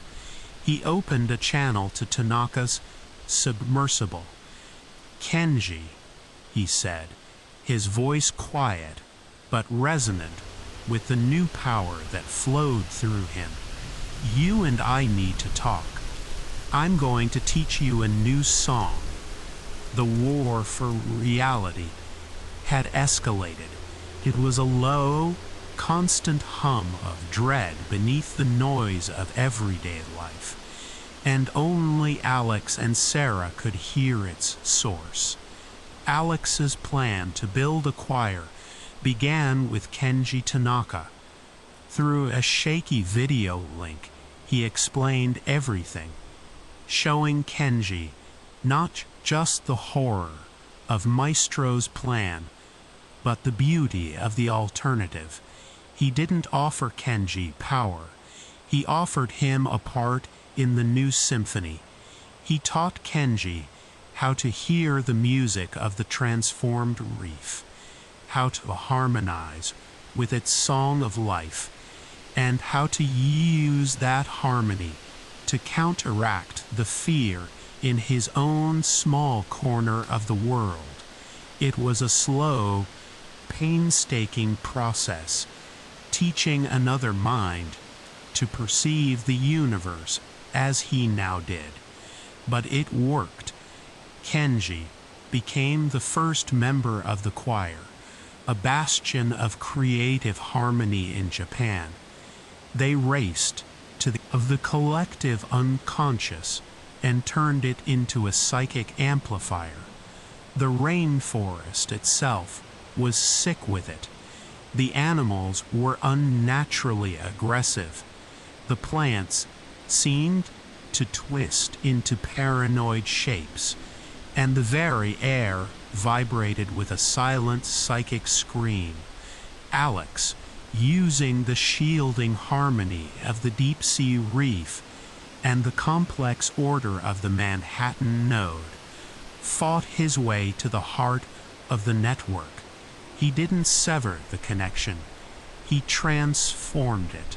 He wove a song of courage, of empathy, of the profound beauty of shared experience.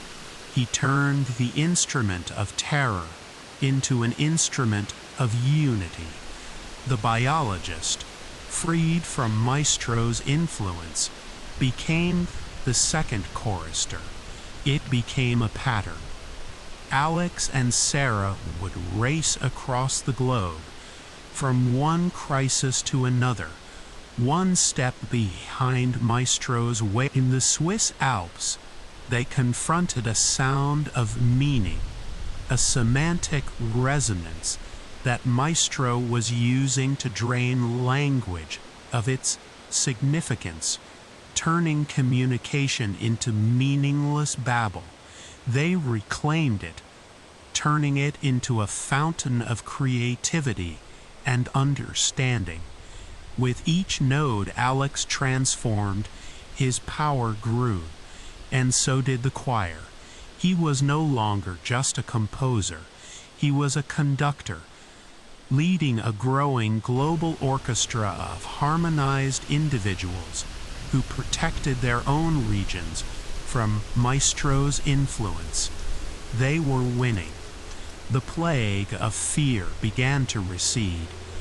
The world's music, while still scarred and dissonant, was slowly finding a new, more hopeful key.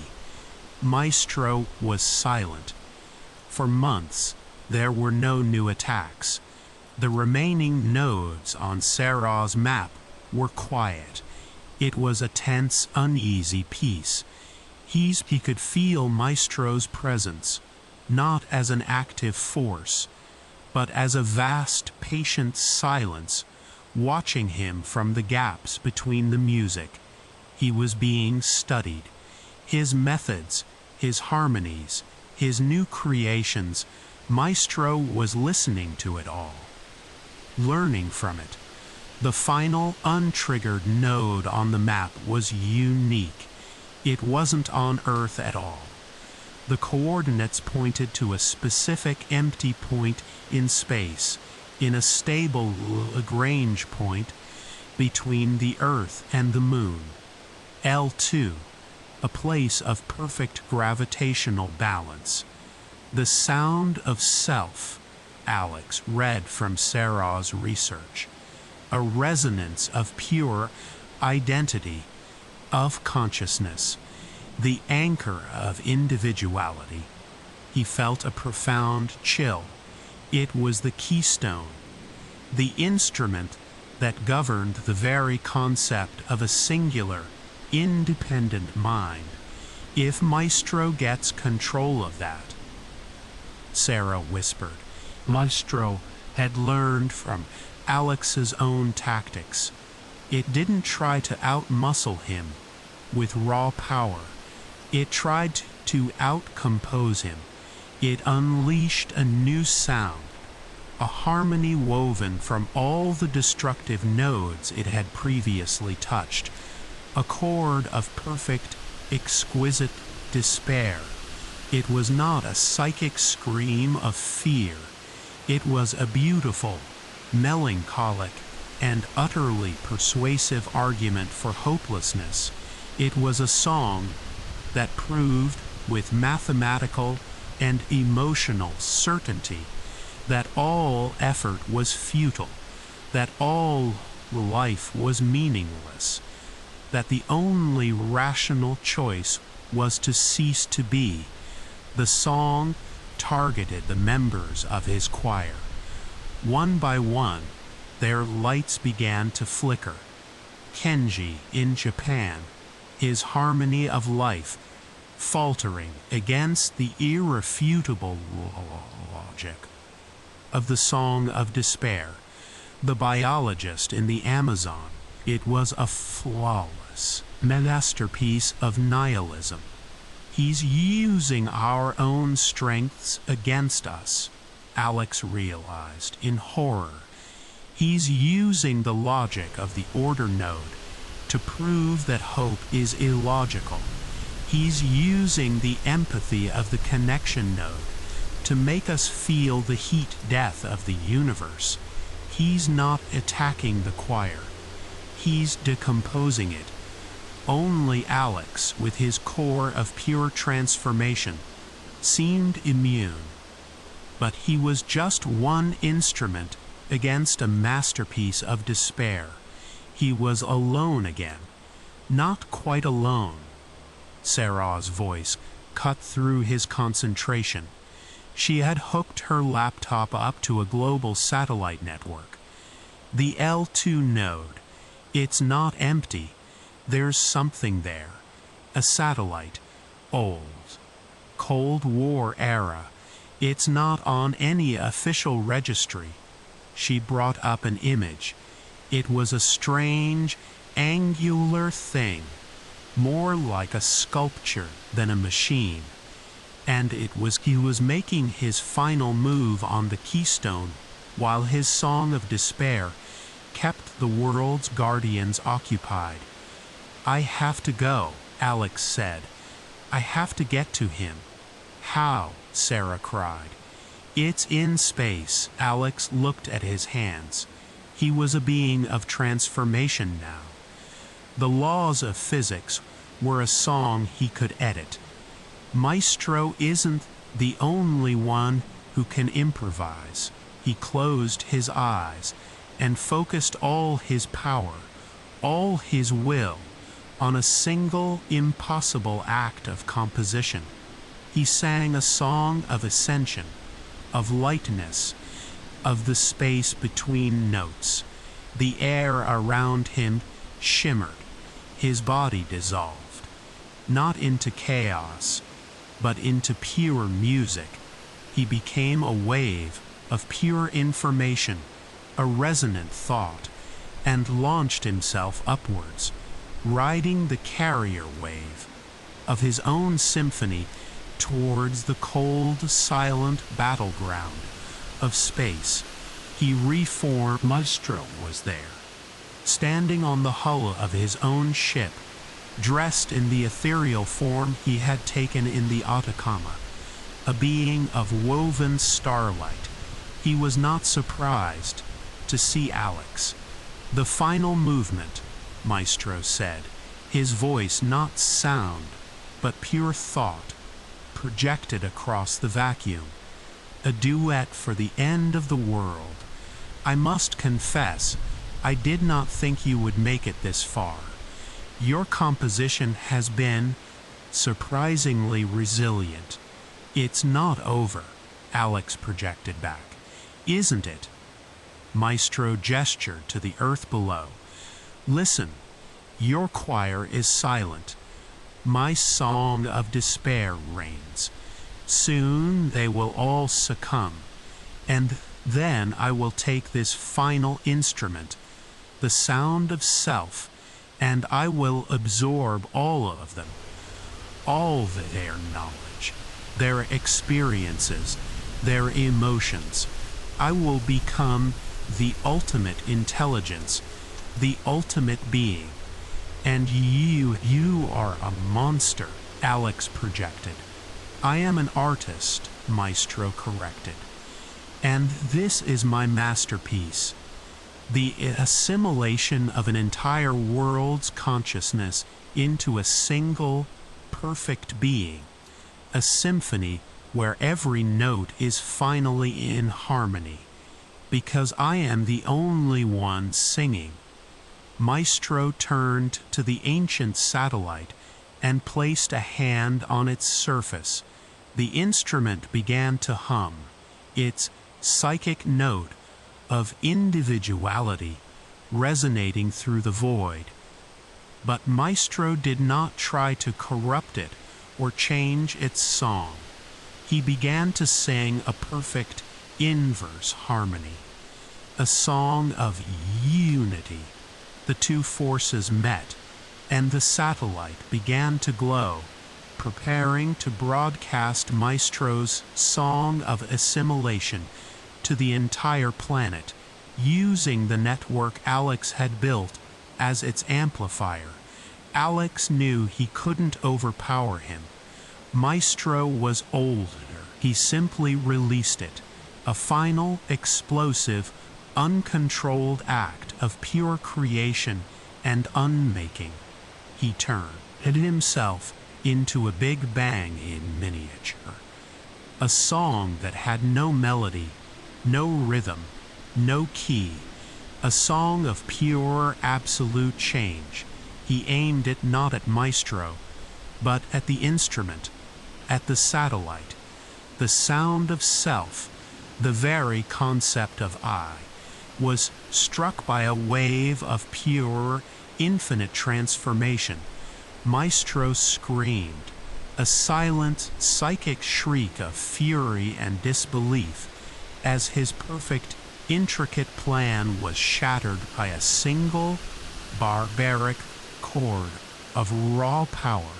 The universe went white, consciousness returned, not as a single point, but as a million, a billion. He was Kenji Tanaka, standing on a shore in Japan, watching a new form of life bloom in the ocean's depths, a profound sense of hope filling his soul.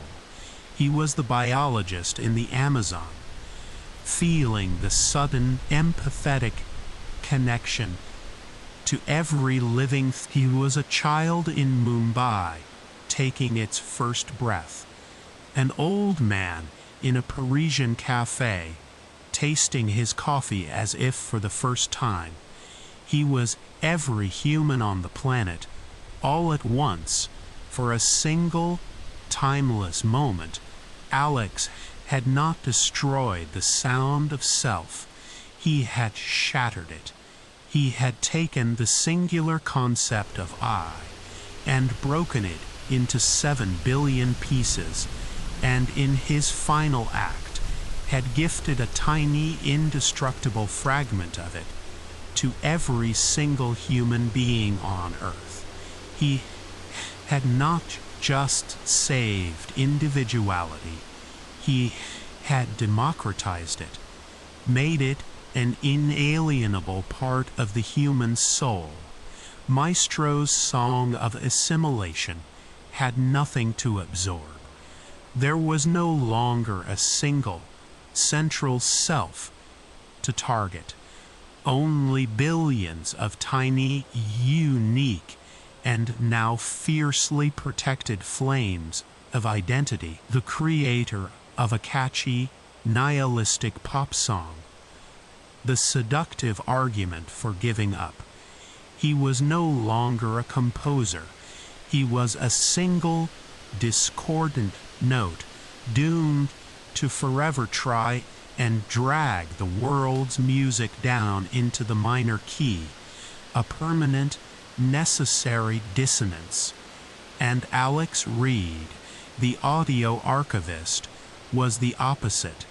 He was the whisper of hope, the courage to try one more time, the melody of a protest song, the complex harmony of a community working together, the inexplicable, transformative power of a single, creative act.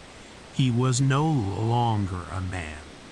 He was a potential, woven into the very song of the world. The duet was over. The symphony would now be composed by everyone. Humanity, gifted with a new, deeper understanding of itself, a new history for sleep was being written, not by a single soothing voice, but by the quiet, hopeful, and infinitely complex harmony of a billion transformed souls, each one playing their own small, crucial, and now unbreakable part in the music.